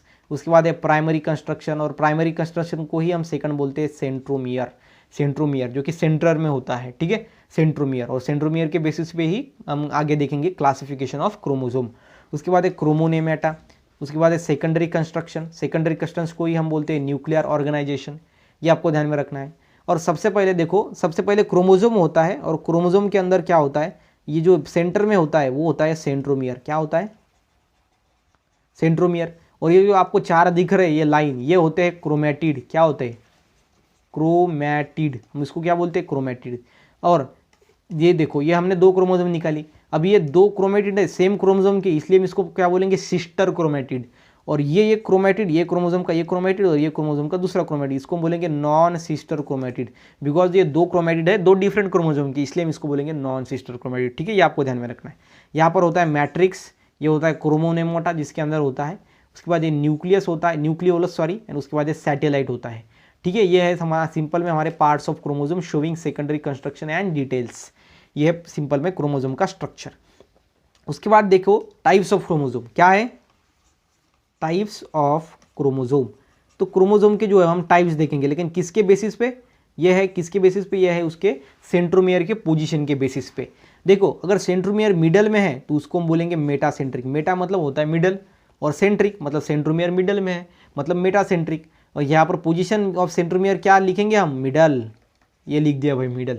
उसके बाद है ये देखो away from middle, away from middle वो होता है सब मेटासेंट्रिक, सब मेटासेंट्रिक, उसको हम बोलते हैं away from middle. When centromere is present away from middle then the chromosome is said to be the submetacentric. और ये जो होता है वो होता है, हम लिखेंगे अवे फ्रॉम मिडल। ठीक है, उसके बाद देन होता है एक्रोसेंट्रिक। ये देखो एक्रोसेंट्रिक मतलब नियर टू एंड। क्या होते हैं? एक्रोसेंट्रिक मतलब होता है near to end, near to end मतलब जब centromere, when centromere is situated near to end then that type of chromosome is called as acrocentric chromosome. And last है टीलोसेंट्रिक। टीलोसेंट्रिक, टीलोसेंट्रिक क्रोमोसोम में क्या होता है? At the end. यहाँ पर देखो सेंट्रोमियर कहाँ पे? एंड पे है, इसलिए हम इसको बोलेंगे टीलोसेंट्रिक, सॉरी टीलोसेंट्रिक मतलब कि एट द एंड में होता है। तो यहाँ पर सिंपल में आपको क्रोमोसोम के जो सेंट्रोमियर है वो कहाँ पे है उसके बेसिस पे ही इसका क्लासिफिकेशन हुआ है। अगर मिडल में है तो मेटासेंट्रिक, अवे फ्रॉम मिडल है तो सब मेटासेंट्रिक, अगर नियर टू एंड है तो एक्रोसेंट्रिक, और एट दी एंड है तो टीलोसेंट्रिक। तो कितना ईजी है। ठीक है, ये सिंपल वे के अंदर हमारा हो गया, चार्ट भी हमने फिल कर लिया और आपको समझ में भी आ गया। ठीक है, ये होता है हमारा 1 वीडियो 1 लेसन सीरीज के अंदर का ठीक है ट्रिक होता है। तो ये आपको सिंपल में ध्यान में रखना है। उसके बाद होता है देखो, उसके बाद है नॉन होमोलॉगस रीजन एंड उसके बाद है होमोलॉगस रीजन। 2 रीजन होते हैं किसी भी क्रोमोसोम को, वो कहता है नॉन होमोलॉगस रीजन, दूसरा होता है होमोलॉगस रीजन। होमोलॉगस देखो ये नीचे वाला जो रीजन है वो सेम है, इसलिए हम इसको बोलेंगे होमोलॉगस रीजन। और ऊपर का जो रीजन है वो देखो एक का बड़ा है एक का छोटा है, मतलब ये नॉन होमोलॉगस रीजन है। और बीच में क्या होता है? सेंट्रोमियर, जो कि मैंने अभी अभी देखा, उसके बेसिस पे हमने क्लासिफिकेशन ही देख लिया क्रोमोसोम का। ठीक है, ये होता है structure of X and Y chromosome in humans के अंदर। ठीक है, उसके बाद जो नेक्स्ट टॉपिक हम देखने वाले हैं वो है लिंकेज। ठीक है, तो लिंकेज क्या होता है सबसे पहले मालूम होना चाहिए। लिंकेज की डेफिनेशन देखेंगे सबसे पहले। सो लिंकेज क्या है? तो जीन्स कहाँ पर? Present on chromosome. ठीक है, तो जीन्स कहाँ पे होते हैं? क्रोमोसोम पे। Jeans present on chromosome. ठीक है, क्रोमोसोम हैविंग, ठीक है, हैविंग देखो हैविंग टेंडेंसी, क्या होती है? इनकी टेंडेंसी होती है। किसकी टेंडेंसी होती है? इनहेरिट होने की। किसकी? इनहेरिट मतलब क्या? ट्रांसफर होने की, transmit generation to generation transfer होने की, मतलब कि इनहेरिट। लेकिन कैसे? टुगेदर, मतलब साथ साथ। ठीक है, तो ये ध्यान में रखो, ये जो टुगेदर है ये बहुत ज़्यादा इंपॉर्टेंट है। ठीक है, तो लिंकेज क्या है? Gene present on chromosome having tendency to inherit together in next generation is called as linkage. उसको हम बोलेंगे लिंकेज। मतलब कि जो क्रोमोसोम होता है, देखो ऐसा होता है क्रोमोसोम हमारा, ये क्रोमोसोम पे ऊपर क्या होता है? जीन्स होते हैं, और ये जीन्स के अंदर क्या होता है? कैपेसिटी होता है, मतलब कि टेंडेंसी होता है। वो क्या करता है? एक जनरेशन से दूसरे जनरेशन तक ट्रांसफर होता है, लेकिन कैसे? साथ साथ, इनहेरिट टुगेदर, साथ साथ, इसलिए हम उसको बोलेंगे लिंकेज। सो ठीक है, हमको समझ में आ गया कि लिंकेज की डेफिनेशन क्या है। अब ये लिंकेज के 2 टाइप गिरते हैं, एक है कंप्लीट लिंकेज, सेकंड है इनकम्प्लीट लिंकेज। ठीक है, तो कंप्लीट लिंकेज क्या होता है एंड इनकम्प्लीट लिंकेज क्या होता है? देखो सबसे पहले लिंकेज हमको पता है, gene present on chromosome having tendency to inherit together in next generation is known as linkage. ठीक है, तो कंप्लीट लिंकेज क्या? देखो लिंकेज मतलब ट्रांसफर होना जीन्स का, कंप्लीट मतलब पूरे के पूरे ट्रांसफर हो जाएंगे। ठीक है, ऐसा ऊपर से हम देख सकते हैं। अभी देखो नीचे में इसकी डेफिनेशन क्या होती है। देखो यहाँ पर जो जीन्स होते हैं ना, वो होते थे टाइटली, ठीक है, टाइटली जीन्स कहाँ पर प्रेजेंट होते हैं? On chromosome. ठीक है, tightly jeans present on chromosome. देखो ऐसी अगर क्रोमोसोम है ये ऐसी, तो यहाँ पर जो जीन है वो बहुत ज़्यादा कॉम्पैक्ट होंगे, ऐसे टाइटली प्रेजेंट होंगे। ठीक है, टाइटली जो है वहाँ पर प्रेजेंट होंगे। और ये आपको एक जो है कंसेप्ट ध्यान में रखनी होगी, वो होगी क्रॉसिंग ओवर। क्रॉसिंग ओवर मतलब क्या होता है, देखो अभी ये क्रोमोजोम है, ये जो है वो दूसरी क्रोमोजोम जो है मैंने यहाँ पर ड्रॉ की, तो ये दोनों क्या करते हैं, अपने जो क्रोमोजोम है कि जो थोड़ा थोड़ा पार्ट है वो एक्सचेंज कर लेता है, मतलब इसका पार्ट ये क्रोमोजोम ले लेती है, इसका पार्ट ये क्रोमोजोम ले लेता है, उसको हम क्या बोलते हैं, क्रॉसिंग ओवर। क्या बोलते हैं, क्रॉसिंग ओवर, ठीक है। और ये कौन से क्रोमोजोम में होता है, होमोलॉगस क्रोमोजोम। होमोलॉगस मतलब ऐसी क्रोमोजोम जो मॉर्फोलॉजिकली मतलब ऊपर से एंड एनाटोमिकली या फिर हम उसको बोलेंगे जेनेटिकली, उसके अंदर का जेनेटिक मटेरियल सेम है, ये दो क्रोमोजोम के अंदर ही वो होता है, मतलब कि होमोलॉगस क्रोमोजोम के अंदर, ठीक है। तो यहाँ पे क्या समझ के लेना है आपको, यहाँ पर जो जीन्स होते हैं कंप्लीट लिंकेज में वो टाइडली एसोसिएटेड होते हैं ऑन दी क्रोमोजोम। ये क्रोमोजोम के ऊपर कैसे होते हैं, टाइडली एसोसिएटेड होते हैं। और जब क्रॉसिंग ओवर है तो ये सेपरेट नहीं होते। जब इसके अंदर क्रॉसिंग ओवर है मतलब कि ऐसी दूसरी क्रोमोजोम के साथ इसके जो आर्म है वो एक्सचेंज होंगे, इसका आर्म ये ले लेगा थोड़ा टुकड़ा और इसका ये, तब ये जो जीन्स है वो सेपरेट नहीं होंगे। मतलब कि इसकी डेफिनेशन हम करेंगे, देखो कंप्लीट लिंकेज की क्या होगी, जीन प्रेजेंट ऑन क्रोमोसोम, लेकिन कैसे, tightly associated genes, tightly compact genes present on chromosome and they do not separate by the crossing over। Crossing over उसको सेपरेट नहीं कर सकता, और वो सेपरेट नहीं होंगे तो वो नेक्स्ट जनरेशन में पहुंच जाएंगे, इसलिए हम उसको बोलेंगे कंप्लीट लिंकेज। कंप्लीट लिंकेज मतलब क्या, पूरे के पूरे जीन्स दूसरे जनरेशन में पहुंच जाएंगे। क्यों पहुंच जाएंगे, इसके पीछे का रीजन क्या है, तो यहाँ पर जो जीन्स होते हैं वो टाइटली एसोसिएटेड होते हैं, पास पास होते हैं, एंड इसलिए क्रॉसिंग ओवर उसको सेपरेट नहीं कर पाता, और पूरे के पूरे जो जीन्स है वो हमारे नेक्स्ट जनरेशन के अंदर चले जाते हैं, उसको हम बोलते हैं कंप्लीट लिंकेज, ठीक है। क्रिस्टल एंड क्लियर अंडरस्टैंडिंग है, ठीक है। उसके बाद जो नेक्स्ट है वो है इनकम्प्लीट लिंकेज। इसके नाम पे ही इनकम्प्लीट, और लिंकेज मतलब क्या, जीन्स का ट्रांसमिशन होना साथ साथ, उसको हम बोलेंगे लिंकेज। और ये इनकम्प्लीट मतलब पूरे के पूरे जीन्स ट्रांसफर नहीं होंगे। मतलब कि क्यों नहीं होंगे, तो बिकॉज यहाँ पर जो है वो वाइडली एसोसिएटेड जीन्स प्रेजेंट होते हैं। कैसे वाइडली, मतलब कि दूर दूर, ठीक है। वाइडली एसोसिएटेड जीन्स कहाँ पर प्रेजेंट होते हैं, क्रोमोजोम के ऊपर, ठीक है। Chromosome, widely associated gene present on chromosomes. देखो अभी कैसे, ये है हमारी ऐसी क्रोमोजोम मैंने अभी निकाली, यहाँ पर देखो 1 2 ऐसे बहुत ज़्यादा वाइडली मतलब दूर दूर।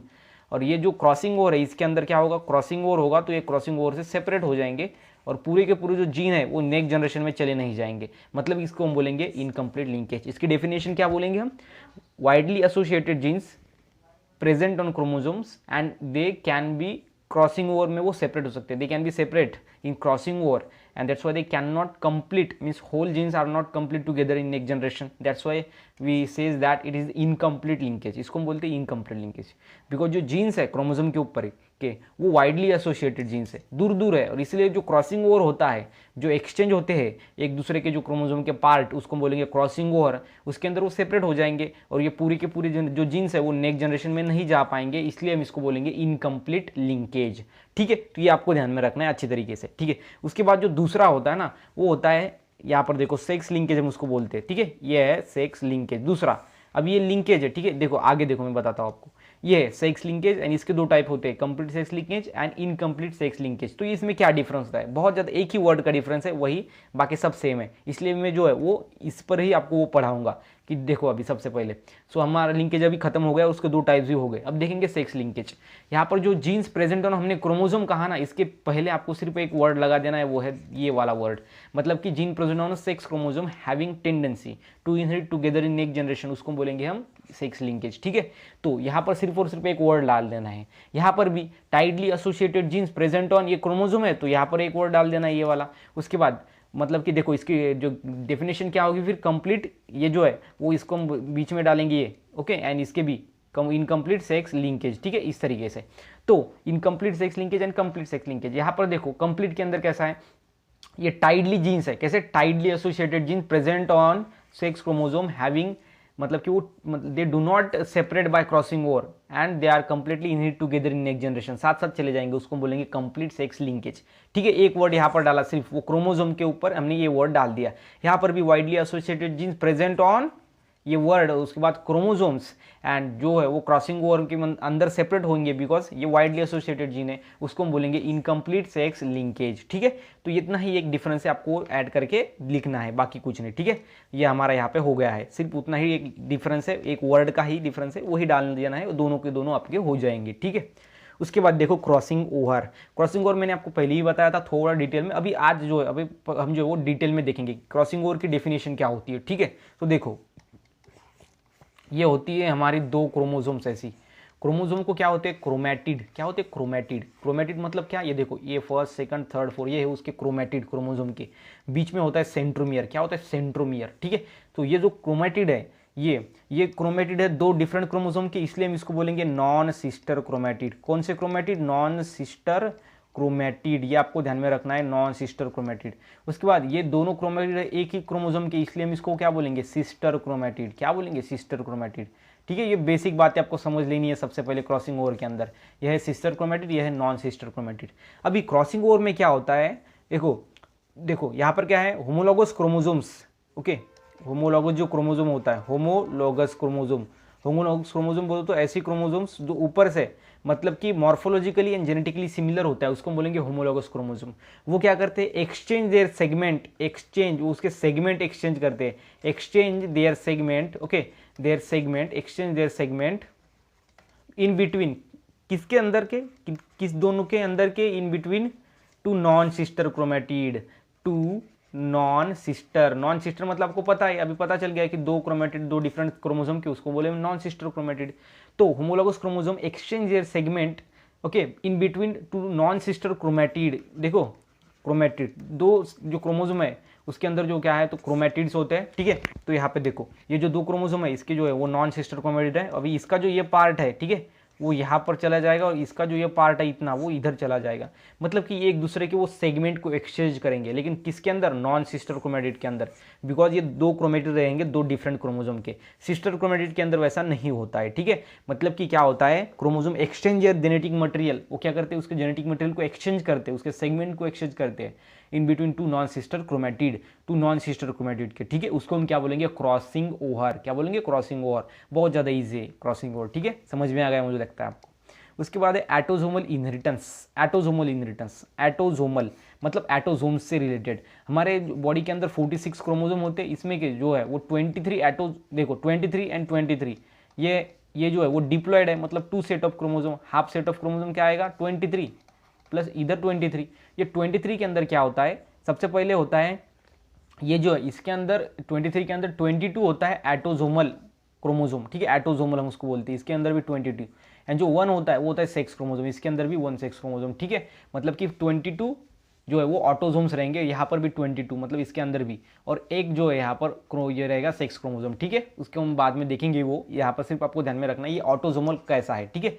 और इनहेरिटेंस मतलब आपको पता है, ये पहले ही मैंने आपको स्टार्टिंग में ही बता दिया था कि इनहेरिटेंस क्या है, transmission of character, character transmit होने। इनहेरिटेंस मतलब कि सीधा सीधा आपको लिख देना है, ट्रांसमिशन क्या होता है, ट्रांसमिशन मतलब ट्रांसफर होना, ठीक है। तो इसके जो है वो दो डिसऑर्डर होते हैं, दो डिसऑर्डर, ठीक है, डिसीज टाइप। एक होता है विडोज पीक एंड सेकंड होता है फिनिल कीटोन यूरिया, ठीक है। इसको हम PKU बोलते हैं, क्या बोलते हैं, PKU, phenyl ketone and urea, ठीक है, PKU। एंड ये जो है ये विडोज पीक है। तो पहले देखेंगे विडोज पीक। विडोज पीक क्या होता है, ये देखो ये होता है डोमिनेंट एटोसोमल जीन्स, ये डोमिनल एटोसोमल जीन से होता है विडोज पीक। और जो फिनोल्कीटोन्यूरिया होता है ये रिसेसिव ऑटोसोमल जीन से होता है, मतलब अपोजिट में, ठीक है। ये डोमिनेंट जो है ऑटोसोमल जीन से होता है, तो ये रिसेसिव ऑटोसोमल जीन से होता है डिसीज, ठीक है। तो विडोज पीक कैसा होता है, डोमिनेंट एटोसोमल जीन से होता है, और फिनोल्कीटोन्यूरिया रिसेसिव एटोसोमल जीन से होता है, ठीक है। तो यहाँ पर देखो विडोज पीक में क्या होता है, अभी हमारे पास जो है वो दो यहाँ पर लड़कों के जो है फेस दिए गए हैं, या फिर यहाँ पर हेयर दिए गए हैं। तो इसमें आपको क्या डिफरेंस दिख रहा है, तो यहाँ पर देखो इसके अंदर थोड़ा आपको ऐसा वी के तरह शेप दिख रहा है, इसके अंदर नॉर्मल है, ठीक है, यहाँ पर वी की तरह शेप दिख रहा है, और इसको ही हम बोलते हैं विडोज पीक। क्या बोलते हैं इसको, विडोज पीक बोलते हैं। यहाँ पर नो विडोज पीक है बिकॉज ये स्ट्रेट हेयर लाइन है, ठीक है। तो ये किसके अंदर होता है, जिसका जीनोटाइप WW मतलब कैपिटल W मतलब डोमिनेंट, या फिर कैपिटल W स्मॉल w मतलब हेट्रोजाइगस। और ये जो स्मॉल w है इसके अंदर ये नॉर्मल होता है, नॉर्मल, नो विडोज पीक नहीं होता, ठीक है। एंड ये WW and capital W and capital W small w heterozygous and जो होमोजाइगस होगा इसके अंदर होगा विडोज पीक, ठीक है। तो ये आपको ध्यान में रखना है, बेसिक सी बातें विडोज पीक के अंदर, ठीक है। उसके बाद है ऑटोसोमल इनहेरिटेंस, ये जो है वो फिनोल्कीटोन्यूरिया इसका सेकंड एग्जांपल है। ये इनबॉर्न मेटाबॉलिक डिसऑर्डर है, इनबॉर्न मतलब जब बच्चा पैदा होता है तभी ये डिसऑर्डर होता है, ठीक है, मेटाबॉलिक डिसऑर्डर। एंड ये जो PKU है ये क्या है, PKU मतलब कि फिनिलकीटोन्यूरिया, ये एक एंजाइम है, इज नॉट प्रोड्यूस्ड, ठीक है। ये क्या करते हैं, एंजाइम जो प्रोड्यूस नहीं होता, फिनिलकीटोन्यूरिया किसके अंदर, जिसको ये डिसीज है इनबॉर्न को, उसके अंदर जो ये एंजाइम प्रोड्यूस नहीं होता, मतलब PKU मतलब फिनिलक्यूटिन्यूरिया, ये एंजाइम प्रोड्यूस नहीं होगा। अगर ये नहीं होगा तो क्या हो जाएगा, मतलब कि इसका काम क्या होता है बॉडी के अंदर, मतलब कि अगर नहीं हुआ तो क्या हो जाएगा। अब ये बात आती है सिंपल में। तो देखो यहाँ पर जो PKU है, PKU मतलब ये है फिनिल कीटोन यूरिया, ये एंजाइम प्रोड्यूस नहीं होता किसके अंदर, ये डिसीज के अंदर। जब डिसीज है आपको ये कौन सा, देखो मेटाबॉलिक डिसऑर्डर इनबॉर्न के अंदर, बच्चे के अंदर होता है, ये रिसेसिव ऑटोसोमल जीन्स के अंदर होता है, ठीक है। तो ये जो है अगर ऐसा है तो क्या हो जाएगा, ये एंजाइम नहीं प्रोड्यूस होगा। कौन सा एंजाइम नहीं प्रोड्यूस होगा, फिनिलक्यूटिन्यूरिया। और फिनिलक्यूटिन्यूरिया क्या करता है, कंजर्वेशन करता है अमाइनो एसिड का, मतलब एक अमाइनो एसिड को जो है वो दूसरे अमाइनो एसिड के अंदर वो ट्रांसफर करने का काम करता है, उसको हम बोलेंगे कंजर्वेशन। क्या है, कंजर्वेशन, ठीक है। अमाइनो एसिड कौन सा, लेकिन देखो ये जो फिनेलामाइन है, फिनेलेलामाइन, ये जो अमाइनो एसिड है इसको वो कन्वर्ट करता है टायरोसाइन में। किसको, किसके अंदर, टायरोसाइन को, टायरोसाइन के अंदर किसको, फिनिलैलामाइन, ठीक है, फिनिलैलामाइन। ये जो अमाइनो एसिड है इसको वो कन्वर्ट करता है टायरोसिन के अंदर। कौन, ये एंजाइम, कौन सा, PKU मतलब फिनिलक्यूटिन्यूरिया। अगर ये एब्सेंट है तो ये कंजर्वेशन नहीं होगा अमाइनो एसिड्स का, और इसलिए ये डिसीज है एक, ठीक है। तो यह है हमारा फिनिलक्यूटिन्यूरिया। तो आपको बेसिक सी बातें समझ में आ गए, पूरा एक व्यू आपको यहाँ पर मिल गया है, ठीक है। तो ये होता है ऑटोसोमल डिसऑर्डर, ये दो है हमको ऑटोसोमल डिसऑर्डर। उसके बाद देखो, उसके बाद सेक्स लिंक्ड इनहेरिटेंस, ठीक है। ये भी अच्छी तरह जो है ये आपको ध्यान में रखना है। सबसे पहले हमने लिंकेज देखा, उसके बाद सेक्स लिंकेज देखा, उसके दो टाइप्स देखे, कंप्लीट लिंकेज, इनकम्प्लीट लिंकेज, ठीक है, incomplete sex linkage, complete sex linkage, ठीक है। अब देखेंगे, देखो सेक्स लिंक्ड इनहेरिटेंस ये क्या होता है। देखो ये जो है वो जीन्स होते हैं, क्या होते हैं, जीन्स। अभी मैं बताता हूँ आपको क्या होता है। तो इसके अंदर जो है, इसके अंदर होता है जीन्स, क्या होता है, जीन्स, ठीक है, जीन्स। लेकिन कहाँ पर प्रेजेंट होते हैं, present on non homologous region, non homologous region, present on non homologous region, ठीक है। दो रीजन होते हैं एक्स एंड वाई क्रोमोसोम को, एक ऐसा रीजन होता है, ठीक है, ये होता है, क्या होता है ये होता है होमोलॉगस रीजन, और एक ऐसा रीजन होता है, ये हेट्रोजाइगस है, मतलब ये ऊपर से देखो डिफरेंट है और नीचे का सेम है, इसलिए हम इसको होमोलॉगस रीजन बोलते हैं, इसको हम हेट्रोलॉगस रीजन बोलते हैं, ठीक है। तो जो नॉन होमोलॉगस रीजन है, मतलब कि ये हेट्रोजाइगस, मतलब जो होमोजाइगस नहीं है वो हो गया नॉन होमोलॉगस रीजन। इसके अंदर क्या होता है, सेक्स क्रोमोसोम, एक देखो यहाँ पर वो लोकेटेड होते हैं, genes present on non homologous region of sex chromosome, देखो अभी पता चल गया, लेकिन वो इन्वॉल्व नहीं होता सेक्स डिटर्मिनेशन के अंदर, ठीक है। Is called as sex linked genes, ये आपको ध्यान में रखना है। सेक्स डिटर्मिनेशन मतलब ये बॉय है या फिर गर्ल है, ऐसा वो डिटर्मिनेशन के अंदर नहीं होता। ये सिर्फ क्या होता है, जो जीन्स होते हैं वो नॉन होमोलॉगस रीजन पे होते हैं ऑफ सेक्स क्रोमोसोम, उसको हम बोलेंगे सेक्स लिंक्ड इनहेरिटेंस, ठीक है। इसके अंदर है एक्स लिंक्ड, उसको ही हम बोलेंगे सेक्स लिंक्ड जीन्स, ठीक है, या फिर वाई लिंक्ड, मतलब कि होलैंड्रिक जीन्स हम इसको बोलते हैं, वाई लिंक्ड को क्या बोलते हैं, होलैंड्रिक जीन्स। तो ये जो एक्स लिंक्ड जीन्स है, ठीक है, इसको क्या बोलते हैं, सेक्स लिंक्ड जीन्स। तो एक्स लिंक्ड जीन्स के अंदर क्या है, ये जो है वो नॉन होमोलॉगस रीजन पे होते हैं, ठीक है, नॉन होमोलॉगस रीजन। अभी इसके अंदर एक ही है, non homologous region, non homologous region पे होते हैं, बिकॉज ऊपर में हमने देखा ये जो है सेक्स लिंक्ड इनहेरिटेंस ये नॉन होमोलॉगस रीजन पे होता है, इसके ये दो टाइप है, इसलिए ये भी क्या होगा, नॉन होमोलॉगस रीजन पे होगा। लेकिन यहाँ पर सिर्फ एक ही एक डिफरेंस है, वो है ये एक्स क्रोमोसोम के ऊपर होता है, non homologous region of X chromosome के ऊपर होता है। कौन सा, ये एक्स लिंक्ड जीन्स, उसको हम बोलते हैं एक्स लिंक्ड जीन्स। और यहाँ पर होता है नॉन होमोलॉगस, ठीक है, homologous region, non homologous region of, यहाँ पर रहेगा वाई क्रोमोसोम, क्या रहेगा, वाई क्रोमोसोम। मतलब इसके अंदर डिफरेंस क्या है, सिर्फ और सिर्फ है ये एक डिफरेंस है, वो है यहाँ पर सिंपल में X chromosome and Y chromosome का, ठीक है। तो यहाँ पर जो है वो है एक्स क्रोमोसोम के ऊपर non homologous region of X chromosome, क्या, जीन्स, क्या, जीन्स प्रेजेंट, यहाँ पर देखो लिख दो ऐसा, gene present on non homologous region of X chromosome and genes present on, क्या लिखेंगे, genes present on non homologous region of, देखो वाई क्रोमोसोम, उसको हम क्या बोलेंगे, वाई लिंक्ड जीन्स या फिर होलैंड्रिक जीन्स, इसको बोलेंगे एक्स लिंक्ड जीन्स और सेक्स लिंक्ड जीन्स। ये आपको ध्यान में रखना है अच्छी तरीके से, ठीक है। यही है यहाँ पर सिंपल में सेक्स लिंक्ड इनहेरिटेंस, ठीक है। मुझे लगता है कि आपको समझ में आ गया है। इसको हम होलैंड्रिक जीन्स भी बोलते हैं। इसका एग्जाम्पल क्या है, हाइपर ट्राइकोसिस, क्या है, हाइपर ट्राइकोसिस, ठीक है। ये आपको ध्यान में रखना है, ये जो इस पे ऊपर सवाल आ सकता है सीईटी के अंदर एज वेल एज नीट के अंदर। हाइपर ट्राइकोसिस ये कैसा डिसीज है, देखो ये जो है अपना जो कान होता है, ठीक है, इसको हम क्या बोलते हैं, कान का ऊपर जो होता है उसको हम बोलते हैं पिन्ना, ठीक है, ये पिन्ना पार्ट होता है उसका ऊपर, जो कि जो साउंड के वेव्स होते हैं उनको कलेक्ट करने का काम करता है, ठीक है। उसको हम क्या बोलते हैं, ईयर पिन्ना बोलते हैं, ठीक है। तो ये होता है ईयर पिन्ना, ईयर के ऊपर का ऐसा देखो ऐसा शेप होता है ना, ऐसा ये होता है ईयर पिन्ना। और इसके ऊपर जो हेयर्स आ जाते हैं, क्या आ जाते हैं, इसके ऊपर कान के ऊपर हेयर्स होते हैं, ठीक है। और उसको हम बोलेंगे, क्या बोलेंगे, हाइपोट्रोकोसिस। या हाइपोट्रोकोसिस अगर है उनके अंदर, तो उनके अंदर जो कान होंगे, अब आपने देखे होंगे बहुत सारे जो लोग होते हैं उनके कान के ऊपर जो है वो हेयर्स होते हैं, बहुत ज़्यादा हेयर्स होते हैं, तो उसके अंदर क्या है, हाइपोट्रोकोसिस, ये डिसीज्ड है उनको, ठीक है। ये एक्स लिंक्ड जीन्स की वजह से होता है और ये नेक्स्ट जनरेशन में भी ट्रांसफर होता है। और जो एक्स लिंक, ये वाई लिंक्ड जीन्स है, सॉरी, और ये एक्स लिंक्ड जीन्स, इसका एग्जाम्पल है हीमोफीलिया।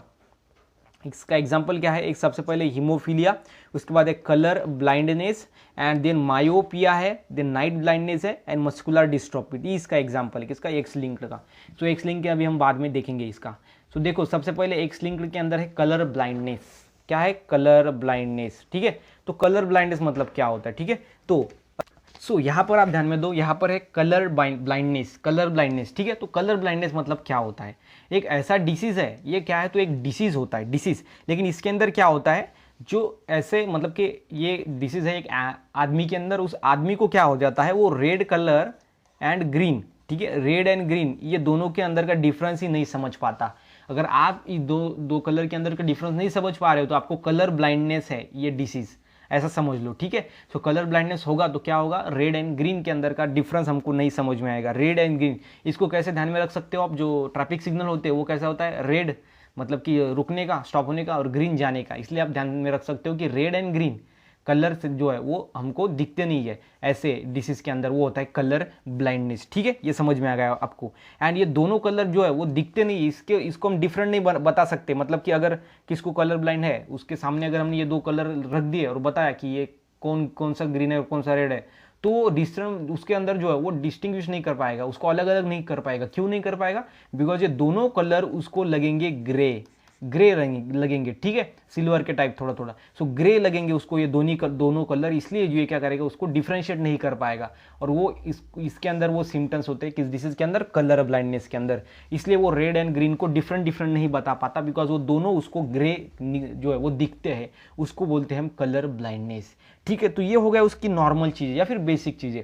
अभी आपको जो है वो क्वेश्चन कैसे आते हैं मैं बताता हूँ। क्वेश्चन आपको आते हैं इस टेबल, सबसे पहला ये टेबल आपको जो है वो पार्ट होना चाहिए, इसको रट्टा मार लो, ये टेबल जो है वो पार्ट होना चाहिए। ये सिंपल में है, देखो सबसे पहले एक्स एंड वाई लिख डालने का है, सभी एक्स एंड वाई दिखने का है। उसके बाद नॉर्मल के अंदर देखो ये कैपिटल सी होता है, और फीमेल के अंदर जो है वो एक्स होता है। मतलब कि अभी देखो सबसे पहले एक्स वाई हम किससे डिनोट करते हैं, ये मेल के अंदर होता है सेक्स क्रोमोसोम। उसके बाद एक्स ये किसके अंदर होता है, फीमेल के अंदर होता है, ठीक है। ये आपको ध्यान में रखना है। और इसलिए फीमेल के अंदर हमने लिखा है एक्स और बाद में एक्स और यहाँ पर भी एक्स, ठीक है। और मेल के अंदर एक्स वाई सिर्फ। और ये दोनों के ऊपर में हमको लिखना है कैपिटल सी। क्या लिखना है, एक कलर ब्लाइंडनेस का कैपिटल सी, वो हो जाएगा नॉर्मल। अगर फीमेल के अंदर है तो दोनों के ऊपर हमको कैपिटल सी लिखना नहीं का है, बाकी कुछ नहीं यहाँ पर, वो हो जाएगा नॉर्मल फीमेल। अगर कलर ब्लाइंड है तो ये आएगा स्मॉल, क्या आएगा, स्मॉल सी, मतलब कि वो मेल कलर ब्लाइंड है। अगर फीमेल कलर ब्लाइंड है तो दोनों सी के ऊपर क्या आएगा, स्मॉल आएगा। और कैरियर का मतलब क्या होता है, इसके अंदर जो है वो एक कैपिटल आएगा एंड एक स्मॉल आएगा, मतलब कि ये कैरियर है। कैरियर क्या होता है, कैरियर जो है वो ऑलवेज फीमेल होती है, ये ध्यान में रखो, मेल कैरियर नहीं होता, फीमेल की होती है। मतलब ऐसा क्या, इसको वो डिसीज नहीं होता, मतलब कि इसको वो डिसीज नहीं होता, लेकिन जो इससे नेक्स्ट जनरेशन प्रोड्यूस होगा उसको ये डिसीज होगा, इसलिए हम इसको बोलेंगे कैरियर। मतलब कि वो डिसीज को सिर्फ कैरी करती है, उसको वो डिसीज नहीं होता, लेकिन नेक्स्ट जनरेशन जो प्रोड्यूस करेगा, उसको जो ऑफस्प्रिंग होगी उसके अंदर वो डिसीज आ जाता है, इसलिए हम उसको कैरियर बोलते हैं, ठीक है। तो ये समझ में आपको लेना है पूरा का पूरा चार्ट। अभी देखो आपके जो है वो क्वेश्चन कैसे आता है, क्वेश्चन ऐसा आता है कि देखो अगर नॉर्मल मेल ने फीमेल कलर ब्लाइंड फीमेल के साथ अगर मैरी कर लिया तो क्या होगा। देखो नॉर्मल मेल किससे डिनोट करते हैं हम, नॉर्मल मेल होता है कैपिटल सी, एक्स पहले, सबसे पहले तो एक्स वाई, और ये कैपिटल बिकॉज ये नॉर्मल मेल है। अगर इसने शादी कर ली किसके साथ, कलर ब्लाइंड फीमेल के साथ, कलर ब्लाइंड फीमेल का कैसा होगा, देखो ये ऐसा होगा, मतलब कि एक्स ऐसा फीमेल का होता है, और जो कलर ब्लाइंड है उसको हम बोलते हैं स्मॉल से, ठीक है। तो ये देखो ये मैंने लिख डाला यहाँ पर स्मॉल है। तो ये दोनों, ये है मेल और यह है फीमेल, और ये मेल कैसा है, नॉर्मल, ठीक है, नॉर्मल मेल है। और ये जो है वो कलर ब्लाइंड क्या है, फीमेल है। ये दोनों ने अगर मैरिज कर लिया, मतलब कि शादी कर ली, तो क्या होगा, देखो सबसे पहले इसके अंदर जीन्स गिरेंगे, सबसे पहले हम इसके क्या करेंगे, गैमेट्स गिराएंगे, ठीक है, गैमेट्स। अभी गैमेट्स देखो कैसे गिरते हैं। तो यहाँ पर जो है वो देखो ये एक्स और सी, मतलब कि एक्स, ये सी कैपिटल और ये वाई यहाँ पर रख देने का। उसके बाद ये एक्स कैपिटल स्मॉल सी और ये एक्स कैपिटल स्मॉल सी, ठीक है। अभी इसको क्रॉस करने का, ये किसके साथ, ये देखो सबसे पहले ये जो है ये इसके साथ, ठीक है, मतलब क्या मिला, एक्स, उसके बाद ये capital C, then X and small C, ठीक है, small C and capital C, इसको अच्छी तरीके से लिखना है ताकि समझ में आ सके। उसका इसके साथ अभी देखो यहाँ पर मिलेगा X capital C and X small C, ठीक है, स्मॉल सी। उसके बाद ये वाई का इसके साथ मिलेगा तो कैपिटल वाई, और जो एक्स होगा उसके ऊपर होगा स्मॉल सी, और ये इसके साथ मतलब कि यहाँ पर मिलेगा वाई, उसके बाद ये एक्स और जो है यहाँ पर रहेगा सी, ठीक है, ऐसा रहेगा सी, ठीक है। मतलब कि क्या हमको क्या मिला, देखो अभी सिंपल में हमको क्या मिला, अभी ये बात बहुत ज़्यादा इंपॉर्टेंट है, क्या मिला, तो देखो सबसे पहला हमको मिला एक कैपिटल है इसमें, एक सी कैपिटल है, एक स्मॉल है, मतलब कि ये क्या है, कैरियर है, देखो एक कैरियर मिला, ठीक है। ये कैसे होगी, ये फीमेल होगी बिकॉज एक्स एक्स है, एंड ये कैसी फीमेल होगी, कैरियर, बिकॉज एक कैपिटल है एक एंड एक स्मॉल है। यहाँ पर भी देखो एक कैपिटल है एक स्मॉल है, मतलब कि यहाँ पर भी कैरियर फीमेल ही मिला। और यहाँ पर देखो यहाँ पर क्या होगा, ये जो है वो देखो एक्स एंड वाई है, एक्स वाई हम किस स्टूडेंट करते हैं, मेल से, ठीक है। ये आपको वाई जो है बाजू में लिखना था उसके सामने, ठीक है, मतलब एक्स वाई कंसिडर करो। और स्मॉल सी है, देखो ये एक्स वाई एंड उसके ऊपर स्मॉल सी, मतलब ये है कलर ब्लाइंड, मतलब ये मेल मिलेंगे हमको, ये दो मेल मिलेंगे बिकॉज एक्स वाई है किसकी क्रोमोसोम में, मेल की, देखो हमने ऊपर भी लिखा मेल। तो ये दोनों मेल कैसे होंगे, दो मेल मिलेंगे हमको जिसको ये कलर ब्लाइंड डिसीज होगा, और दो फीमेल मिलेंगे हमको जिसको ये कलर ब्लाइंड डिसीज नहीं होगा, लेकिन वो कैरियर होंगे उस डिसीज की, मतलब इसको ये नॉर्मल ही होंगे। मतलब फिर आपको पूछते हैं कि ये दोनों जो है वो मैरी हो जाए तो उसके बाद में जो रिजल्ट आएगा उसके अंदर कितने परसेंट जो है वो नॉर्मल बच्चे होंगे, तो यहाँ पर कितने परसेंट होंगे, 50%, बिकॉज 4 में से 2 क्या है, कैरियर है, ये नॉर्मल ही है, इनको वो डिसीज नहीं होता है इसलिए इसको नॉर्मल ही बोलते हैं, लेकिन वो कैरियर होता है, मतलब वो नेक्स्ट जनरेशन के ऊपर वो छोड़ देता है उस डिसीज को आगे, ठीक है, वो होता है कैरियर। और अगर ऐसा पूछा कि कितने कलर ब्लाइंड आएंगे तो ये आएगा 2, मतलब 4 में से 2 आए, मतलब 50% क्या आया, कलर ब्लाइंड आया। तो ऐसा आपको जो है वो पूछा जाता है यहाँ पर सीईटी के अंदर, उसके साथ साथ नीट के अंदर, ठीक है। तो ये आपको ध्यान में रखना है कलर ब्लाइंडनेस के अंदर। और ऐसा ही होता है हीमोफीलिया, ऐसा ही होता है हीमोफीलिया। मेल का हम कैसे लिखते हैं एक्स कैपिटल वाई कैपिटल, और फीमेल का एक्स कैपिटल एक्स कैपिटल, ऐसा क्रोमोसोम होता है, ठीक है। तो ये जो है वो समझ में आ गया भाई हमको ऐसा होता है। देन यहाँ पर जो कलर ब्लाइंड का हम सी लिखते थे, यहाँ पर सिर्फ कैपिटल एच लिखने का, बाकी कुछ नहीं, ठीक है। और यहाँ पर नॉर्मल के अंदर कैपिटल एच और यहाँ पर भी कैपिटल एच। अगर उसको डिसीज है वो तो ये यहाँ पर जो है स्मॉल एच लिखेंगे, उसको डिसीज है तो स्मॉल एच। अगर फीमेल को डिसीज है तो ये ऐसा स्मॉल एच दोनों तरफ, और सिर्फ एक कैरियर होती है, वो फीमेल ही होती है कैरियर, जिसके अंदर एक कैपिटल एच एंड एक स्मॉल एच लिख डालने का है, बाकी कुछ नहीं है। यहाँ पर देखो, यहाँ पर वैसे ही देखो, मेल के अंदर कैपिटल एच लिख डाला, यहाँ पर फीमेल के ऊपर कैपिटल एच, दोनों के अंदर, बिकॉज ये 2 क्रोमोसोम है, मेल के ऊपर सिर्फ एक्स के ऊपर ही लिखा जाता है, ठीक है। यहाँ पर एक्स, यहाँ पर जो है वो हीमोफिलिक मेल, हीमोफिलिक फीमेल, और कैरियर सिर्फ और सिर्फ फीमेल होती है। मैंने पहले ही बताया भी और आपको आज भी बता रहा हूँ कि फीमेल सिर्फ कैरियर होती है, मेल नहीं होता, इसलिए ये जो स्पेस है यहाँ पर ब्लैंक स्पेस है, दिया गया नहीं है, ठीक है। और यहाँ पर जो है हीमोफीलिया, ये डिसीज के अंदर क्या होता है, ब्लड जो है वो कंटिन्यूस लॉस होता है। ब्लड क्या होता है, कंटिन्यूस लॉस होता है, मतलब कि बॉडी से ब्लड जो निकल जाता है उसको हम बोलेंगे हीमोफीलिया। क्यों निकलता है, देखो सबसे पहले ब्लड क्लॉटिंग प्रोसेस होती है हमारे बॉडी के अंदर, ठीक है। ब्लड क्लॉटिंग मतलब अगर हमको कुछ जो है वो जख्म आ जाए, मतलब खरोच अगर लग जाए तो उससे ब्लड निकलता है, लेकिन 5-6 मिनट के बाद वो बंद हो जाता है, बिकॉज वहाँ पर प्रोसेस होती है ब्लड क्लॉटिंग की, ठीक है, ब्लड कोआगुलेशन या फिर ब्लड क्लॉटिंग हम उसको बोलते हैं। तो ये ब्लड क्लॉटिंग की जो प्रोसेस होती है ये इस आदमी के अंदर नहीं होती है जिसको हीमोफीलिया ये डिसीज़ है। और ये डिसीज़ के अंदर क्या होता है, ये ब्लड क्लॉटिंग फैक्टर जो है वो फेल हो जाता है, वो ब्लड को क्लॉट नहीं कर पाता, और इसलिए उस जो वुंड होती है उससे फिर बाद में कंटिन्यूस ब्लड बाहर निकलता जाएगा, बिकॉज वो क्लॉट ही नहीं होगा, वहाँ पर जमेगा नहीं, ठीक है। तो इस तरीके से इसको बोलेंगे हीमोफीलिया। और ये रॉयल डिसीज़ भी हम इसको बोलते हैं, बिकॉज जो रॉयल फैमिली थी, जो महाराजा पर जो थे, उनके अंदर ये डिसीज़ था। और ये उनका कैसा था कि एक बार अगर खरोच आ गया तो उनका कंटिन्यूस बॉडी के बाहर ब्लड चला जाता था, बिकॉज उसके अंदर जो क्लॉटिंग फैक्टर है वो नहीं था, अब्सेंट था, और इसलिए हम इसको haemophilia, royal disease and bleeder disease भी बोलते हैं, ठीक है। तो ये आपको ध्यान में रखना है हीमोफीलिया के अंदर। हीमो मतलब होता है ब्लड, ठीक है, हीमो, एंड फीलिया मतलब कि ये बाहर लॉस हो जाता है, ठीक है, हीमोफीलिया। तो ये आपको ध्यान में रखना है। और यहाँ पर भी आपको वैसे ही प्रश्न जो है वो पूछे जाएंगे, ऐसे सवाल आपको आएंगे, कैसे कि अगर नॉर्मल मेल, अगर कलर ब्लाइंड नॉर्मल, अभी नॉर्मल जो है वो मेल अगर हीमोफिलिक फीमेल के साथ मैरी हो जाए तो क्या होगा, कितने % ऑफस्प्रिंग जो है वो अच्छे होंगे, नॉर्मल होंगे, कितने % जो है वो डिसीज्ड होंगे, ऐसा ही यहाँ पर आता है। अभी एक एग्जांपल ले लेता हूँ। अभी हम क्या करेंगे, दोनों भी डिसीज लेंगे। अभी देखो ये एक्स, ये वाई, उसके बाद ये एक्स एंड एक्स, ये दोनों डिसीज लेंगे, मतलब कि हीमोफिलिक। यहाँ पर एच हीमोफिलिक, और ये हम लिखेंगे कैरियर देंगे, ठीक है, ये कैरियर, ठीक है। सो फीमेल हमने कैसी ली, कैरियर, और मेल लिया हमने कलर ब्लाइंड। देखो यहाँ पर ये क्या स्मॉल एच है, मतलब वो कलर ब्लाइंड है। अभी देखो इसका क्रॉसिंग ओवर करेंगे तो क्या आएगा, देखो इसके जो है वो गैमेट हम उसको क्रॉस करेंगे। देखो ये यहाँ इसके साथ, मतलब एक्स, ये स्मॉल एच, उसके बाद ये एक्स कैपिटल एच, ठीक है। उसके बाद ये इसके साथ, ये इसके साथ क्या आएगा, एक्स स्मॉल एच, एंड उसके बाद एक्स अगेन स्मॉल एच, और ये बाद में वाई इसके साथ, देखो वाई इसके साथ, देन वाई, ओके, सबसे पहले एक्स लिखेंगे सबसे पहले, और ये एच एंड वाई, और उसके बाद जो है वो नेक्स्ट है ये इसके साथ, मतलब कि ये इधर लिखता हूँ उसको, ये आएगा वाई, उसके बाद एक्स आएगा, ठीक है, एक्स वाई, और ये स्मॉल एच आएगा यहाँ पर, ये जो है ये वाई यहाँ पर नहीं होगा।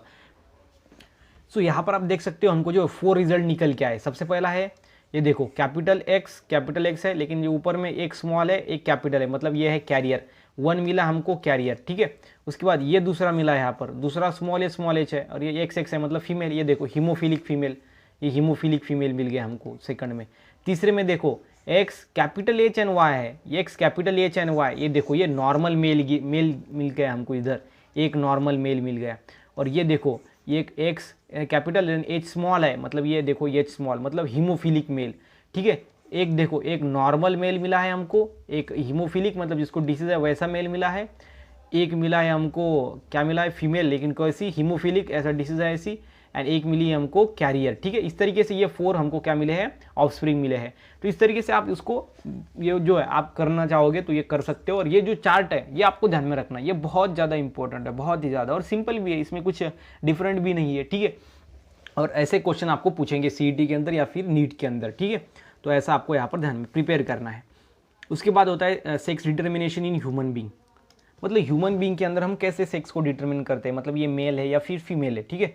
मतलब कि अब दिखेंगे यहाँ पर सेक्स डिटर्मिनेशन, और मुझे लगता है कि आपको ये पता है अच्छी तरीके से, या फिर भी आपको बताता हूँ सेक्स डिटर्मिनेशन किसके अंदर, ह्यूमंस के अंदर, ठीक है। ह्यूमन बींग के अंदर क्या होता है, मेल एंड फीमेल होता है, क्या होता है, मेल एंड फीमेल।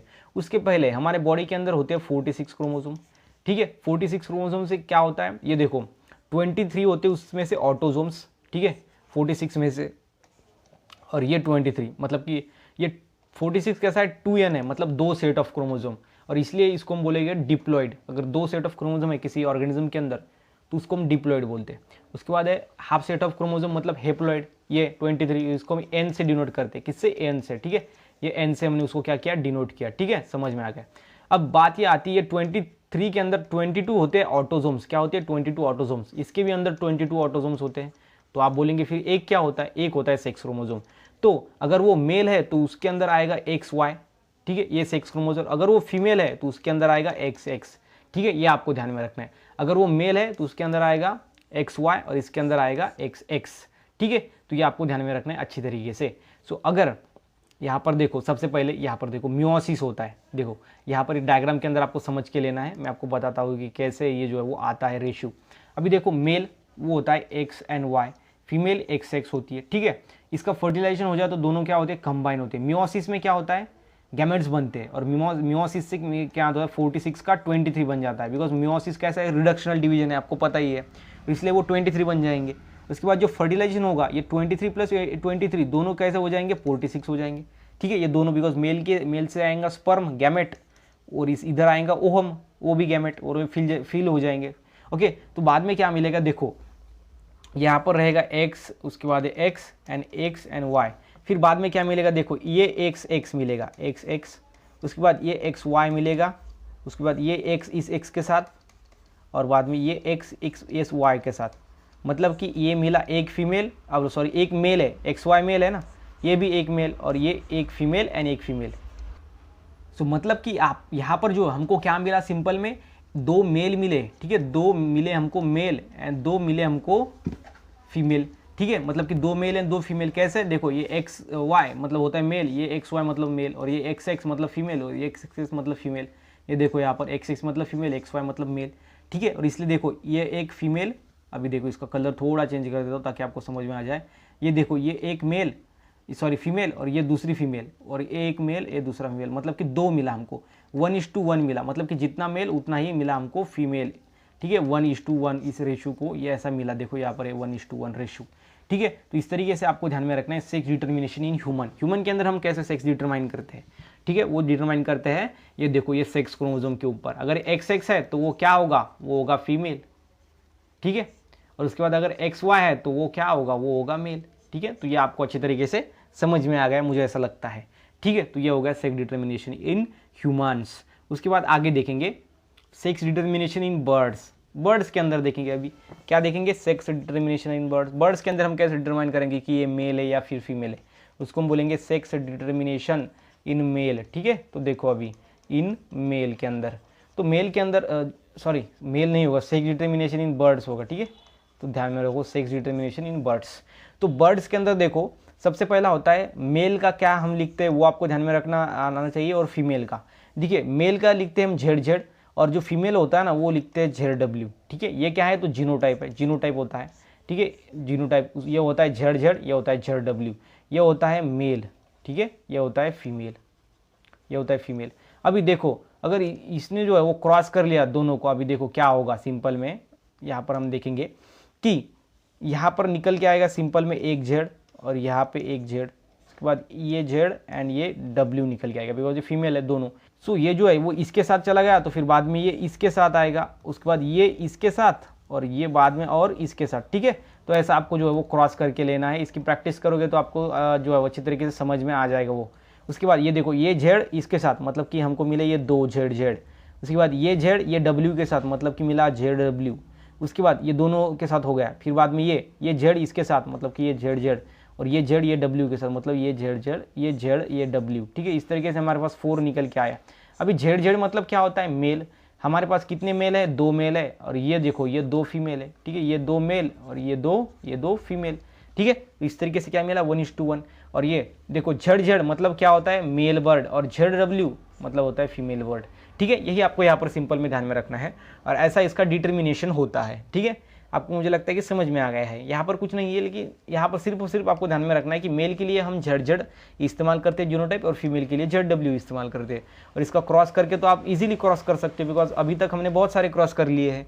या ऐसा इसके साथ क्रॉस करेंगे, फिर जेड जेड आएगा तो क्या होगा, मेल होगा, जेड डब्ल्यू आएगा तो क्या होगा, फीमेल होगा। बाकी कुछ नहीं है यहाँ पर, सिंपल वे के अंदर ये है सेक्स डिटर्मिनेशन इन बर्ड्स। तो आपको सवाल कैसे आते हैं, आपको सवाल आते हैं कि Z Z and Z W ये डिटर्मिनेशन किसके अंदर होता है, तो ये होता है, इसका आंसर है किसके अंदर, बर्ड्स के अंदर, ठीक है, बर्ड्स के अंदर, ठीक है। ये आपको ऐसा आंसर लिखना है। उसके बाद इतना ही, ऐसा ही प्रश्न इसके ऊपर आता है जेड जेड जेड डब्ल्यू के ऊपर, मतलब कि जेड जेड जेड मतलब कि मेल बर्ड होता है या फीमेल बर्ड होता है, तो मेल। उसके बाद जेड डब्ल्यू ये मेल बर्ड होता है या फीमेल बर्ड होता है, ठीक है। ये आपको ध्यान में रखना है अच्छी तरीके से, यही आएगा इसके ऊपर आपको सेक्स डिटर्मिनेशन बर्ड्स के ऊपर, सीईटी में एज वेल एज नीट के अंदर। उसके बाद नेक्स्ट है, सो यहाँ पर जो हमारा टॉपिक है वो है सेक्स डिटर्मिनेशन इन हनी बीज। सो हनी बीज के अंदर थोड़ा इंपॉर्टेंट होता है ये सेक्स डिटर्मिनेशन, क्यों, बिकॉज इस सेक्स डिटर्मिनेशन के अंदर जो है वो यहाँ पर देखो हेप्लॉइड होता है मेल एंड डिप्लॉइड होती है फीमेल। डिप्लॉइड मतलब 2 set of chromosome that is 2n, and haploid मतलब 1 set of chromosome that is n, ठीक है। तो इसलिए इस जो सेक्स डिटर्मिनेशन इसको हम बोलते हैं haplo diploid sex determination, because इसके अंदर क्या है, फीमेल डिप्लॉइड है एंड जो मेल है वो हेप्लॉइड होता है, मतलब हाफ सेट ऑफ क्रोमोसोम होता है, ठीक है। ये हमको समझ में आ गया, ठीक है। इसके अंदर जो मेल होता है वो कैसा होता है, एक ही सेट ऑफ क्रोमोसोम होता है इसके अंदर, ठीक है, मतलब n हम उसको डिनोट करते हैं। और ये कैसा होता है, 1 पेयर होती है 16 की, किसके अंदर, ये हनी बीज के अंदर, मधुमक्खियों के अंदर। और जो फीमेल होता है, ठीक है, वो फीमेल होता है डिप्लॉइड दैट इज 2n, और एक n अगर 16 है तो 2n कितना हो जाएगा 32, ठीक है। तो इसके अंदर है 32 क्रोमोसोम्स। अभी इसके अंदर सेक्स डिटर्मिनेशन कैसे होता है, ये बहुत ही बड़ी इंपॉर्टेंट बात है, ये इंपॉर्टेंट सेक्स डिटर्मिनेशन है। सेक्स डिटर्मिनेशन हमने देखा मेल फीमेल या देखो ह्यूमन बींग्स के अंदर देखा, उसके बाद देखा बर्ड्स के अंदर, अभी ये थर्ड हम देख रहे हैं इन हनी बीज के अंदर, ठीक है। तो ये बहुत ज़्यादा इंपॉर्टेंट है बिकॉज ये हेप्लोडिप्लॉइड सेक्स डिटर्मिनेशन होता है। इसके अंदर जो फीमेल है वो डिप्लॉइड होती है एंड मेल होता है हेप्लोइड, इसलिए हम इसको बोलते हैं हेप्लोडिप्लॉइड सेक्स डिटर्मिनेशन। ठीक है, ये बात आपको अच्छे से समझ के लेना है और आपको आ गया है समझ में। अभी ये बात आती है कि ये कैसे होगा, इसका जो है मेल फीमेल कैसे बनेगा बाद में। सो यहाँ पर जो है वो मेल के अंदर होता है माइटोसिस एंड फीमेल के अंदर होता है मियोसिस। माइटोसिस मेल के अंदर कैसा होगा, क्यों होगा, अभी देखो। सबसे पहले यहाँ पर देखो, जो फीमेल है वहाँ पर होता है मियोसिस, और मियोसिस कैसा होता है, रिडक्शनल डिवीजन, हमको पता ही है। तो रिडक्शनल डिवीजन होगा तो ये कैसे बन जाएंगे, हाफ हाफ बन जाएंगे, और इसलिए हमारे पास में निकल के आया एक यन एंड दूसरा यन, बोलो 16 बिकॉज इसके अंदर मियोसिस हुआ इसलिए 2 बन गए। ठीक है, और उसके बाद जो मेल है इसके अंदर माइटोसिस हुआ इसलिए वो जैसे कि वैसे ही आ गया। अगर इसके अंदर मियोसिस होगा तो और जो है वो 8 ही मिलते हैं हमको, और वैसा हमको नहीं चाहिए, इसलिए इसके अंदर माइटोसिस होता है, किसके अंदर, मेल के अंदर, और इसलिए हमको यन ये जो है वो 16 मिलता है। और माइटोसिस कैसा है, इक्वेशनल डिवीजन है, मैंने आपको बताया। इससे इधर क्रोमोसोम नंबर रिड्यूस नहीं होते, यहाँ पे क्रोमोसोम नंबर रिड्यूस होते हैं, इसलिए ये 32 के 16 बन गए। लेकिन ये 16 का 16 ही रहा बिकॉज जो माइटोसिस है, ये माइटोसिस वो रिडक्शनल डिवीजन होता है, एंड सॉरी, जो माइटोसिस है वो इक्वेशनल डिवीजन होता है एंड जो मियोसिस है वो रिडक्शनल डिवीजन होता है। अब बात कैसे आती है, देखो ये इधर के क्या है, ये फीमेल का जो ये एन है, मतलब कि हेप्लोइड, ये हेप्लोइड एंड ये मेल के साथ क्या हो जाएगा, वो कंबाइन हो जाएगा। क्या मिलेगा हमको, 2n, और 2n क्या है, 32 है, और 32 किसको बोलते हैं, फीमेल को बोलते हैं। मतलब कि एक हमको क्या मिल गया, फीमेल मिल गया है। ठीक है, अभी बात सही है, लेकिन अब बोलेंगे कि ये बाकी का जो यन है, यन इज इक्वल टू 16, मतलब ये हेप्लोइड है, 1 सेट ऑफ क्रोमोसोम, इसका क्या होगा, ये कैसे मेल बनेगा, तो ये कैसे बनेगा, विदाउट फर्टिलाइजेशन, यहाँ पे फर्टिलाइजेशन ही नहीं होगा, विदाउट फर्टिलाइजेशन ये मेल बन जाएगा। उस प्रोसेस को हम बोलेंगे पार्थिनोजेनेसिस। जहाँ पर फर्टिलाइजेशन नहीं होता, मेल जो है वो डायरेक्टली जो है वो कन्वर्ट हो जाता है, जो मेल यहाँ पर फीमेल गैमेट है। ठीक है, ये मेल गैमेट नहीं है, कौन सा गैमेट है, female gamete. Female gamete is directly converted into other next organisms में, जहाँ पर मेल गैमेट की कोई भी आवश्यकता नहीं रहती, उसको हम बोलेंगे पार्थेनोजेनेसिस। ठीक है, और ये जो मेल है इसके अंदर पार्थेनोजेनेसिस होता है, और ये मेल इज इक्वल टू क्या है, एन इज इक्वल टू 16, और एन इज इक्वल टू 16 क्या है, तो मेल है, तो मिल गया हमको मेल। ठीक है, और मेल कैसा होता है, हेप्लॉइड, इसके अंदर एक ही सेट ऑफ क्रोमोसोम होता है, और जो फीमेल है वो डिप्लॉइड होता है, मतलब इसके अंदर 2 सेट ऑफ क्रोमोसोम होता है। और फिर बाद में ये फीमेल के 2 गिरेंगे ऐसे 16 और एक 16 एक फीमेल के साथ जो मिल जाएगा, बन जाएगा 32, ये बन जाएगी फीमेल हम हनी बीज के अंदर, और जो बाकी का जो रहेगा वो पार्थेनोजेनेसिस प्रोसेस में डायरेक्ट मेल बनेगा। इस तरीके से इनकी जो जनरेशन है वो आगे बढ़ती जाएंगी।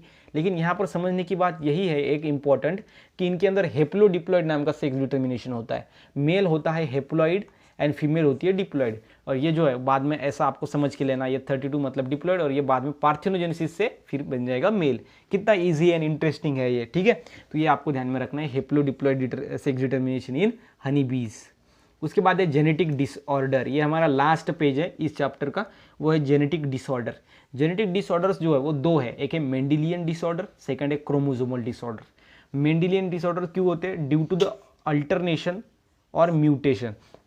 अभी अल्टरनेशन मतलब क्या, तो चेंज होना, बदलना, उसको हम बोलेंगे अल्टरनेशन। ठीक है, उसके बाद होता है म्यूटेशन।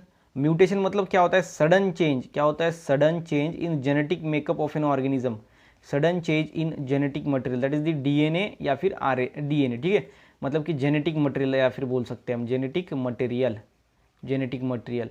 सो अगर सडन चेंज आ जाएगा, अचानक अगर कुछ बदलाव हो जाएंगे जेनेटिक मटेरियल के अंदर, तो उसको हम बोलेंगे म्यूटेशन। और अल्टरनेशन बोले तो चेंज होना, बदलना। ठीक है, यहाँ पर क्या होता है, सडन चेंजेस होते हैं, लेकिन यहाँ पर कुछ ना कुछ बदलता है, कुछ सीक्वेंस चेंज हो जाता है, उसको हम बोलेंगे अल्टरनेशन। मतलब मेंडेलियन डिसऑर्डर के 2 कॉजेज है, सबसे पहला है अल्टरनेशन, उसके बाद है म्यूटेशन। ठीक है, alternation and mutation are the 2 causes of Mendelian disorder. ठीक है, ये आपको अच्छी तरीके से समझ के लेना है यहाँ पे। उसके बाद जो नेक्स्ट है वो है, अभी देखो सबसे पहले है हमारा क्रोमोसोमल डिसऑर्डर। मेंडेलियन तो हो गया, अभी इसके अंदर थैलेसमिया ये नाम का डिसीज होता है, थैलेसमिया। और इसके 2 टाइप होते हैं, एक होता है alpha thalassaemia and beta thalassaemia. ठीक है, ये आपको अच्छी तरीके से यहाँ पर समझ के लेना है। उसके बाद होता है क्रोमोसोमल डिसऑर्डर, ये होता है ड्यू टू द एडिशन और डिलीशन ऑफ जीन्स। मतलब कि जो क्रोमोसोम है उसके ऊपर जीन्स होते हैं, उसके ऊपर के कुछ जीन जो है वो डिलीट हो गए, मतलब कि कुछ चले गए, हमने निकाल लिए, तब ये क्रोमोसोमल डिसऑर्डर होता है। ठीक है, और अगर ऐड कर दिए जीन्स तभी भी ये क्रोमोसोमल डिसऑर्डर होता है। मतलब कि addition and deletion of genes, ये क्या है इस क्रोमोसोमल डिसऑर्डर का क्या है, तो यहाँ पर कॉज है। ठीक है, क्रोमोसोमल डिसऑर्डर किससे होती है, तो एडिशन या फिर डिलीशन ऑफ जीन्स, एक तो जीन ऐड हो गए या फिर वो डिलीट हो जाएंगे, कम हो जाएंगे। और इसलिए ये डाउन सिंड्रोम के अंदर जो है आप देख सकते हो, इसके अंदर ये टर्नर सिंड्रोम के अंदर ये नॉर्मल 46 क्रोमोसोम नहीं होते। किसके अंदर, अब यहाँ पर देखो इनके अंदर क्या होता है, किसी के अंदर ज़्यादा है, किसी के अंदर कम है, किसी के अंदर 2 ज़्यादा है, किसी के अंदर 2 कम है। मतलब कि इस तरीके से ये क्रोमोसोम नंबर जो है वो नॉर्मल नहीं है, बिकॉज यहाँ पर क्या हुआ है, क्रोमोसोम एक तो ऐड हुआ है, मतलब जीन का एडिशन हुआ है या फिर डिलेशन हुआ है। ठीक है, ये होता है क्रोमोसोमल डिसऑर्डर। इसके अंदर होता है Down syndrome, Turner syndrome and Klinefelter syndromes. ये आपको ध्यान में रखने हैं अच्छी तरीके से, इनका एग्जाम्पल आपको ध्यान में रखना है ये कैसा होता है। ठीक है, तो ये होता है हमारा जेनेटिक डिसऑर्डर।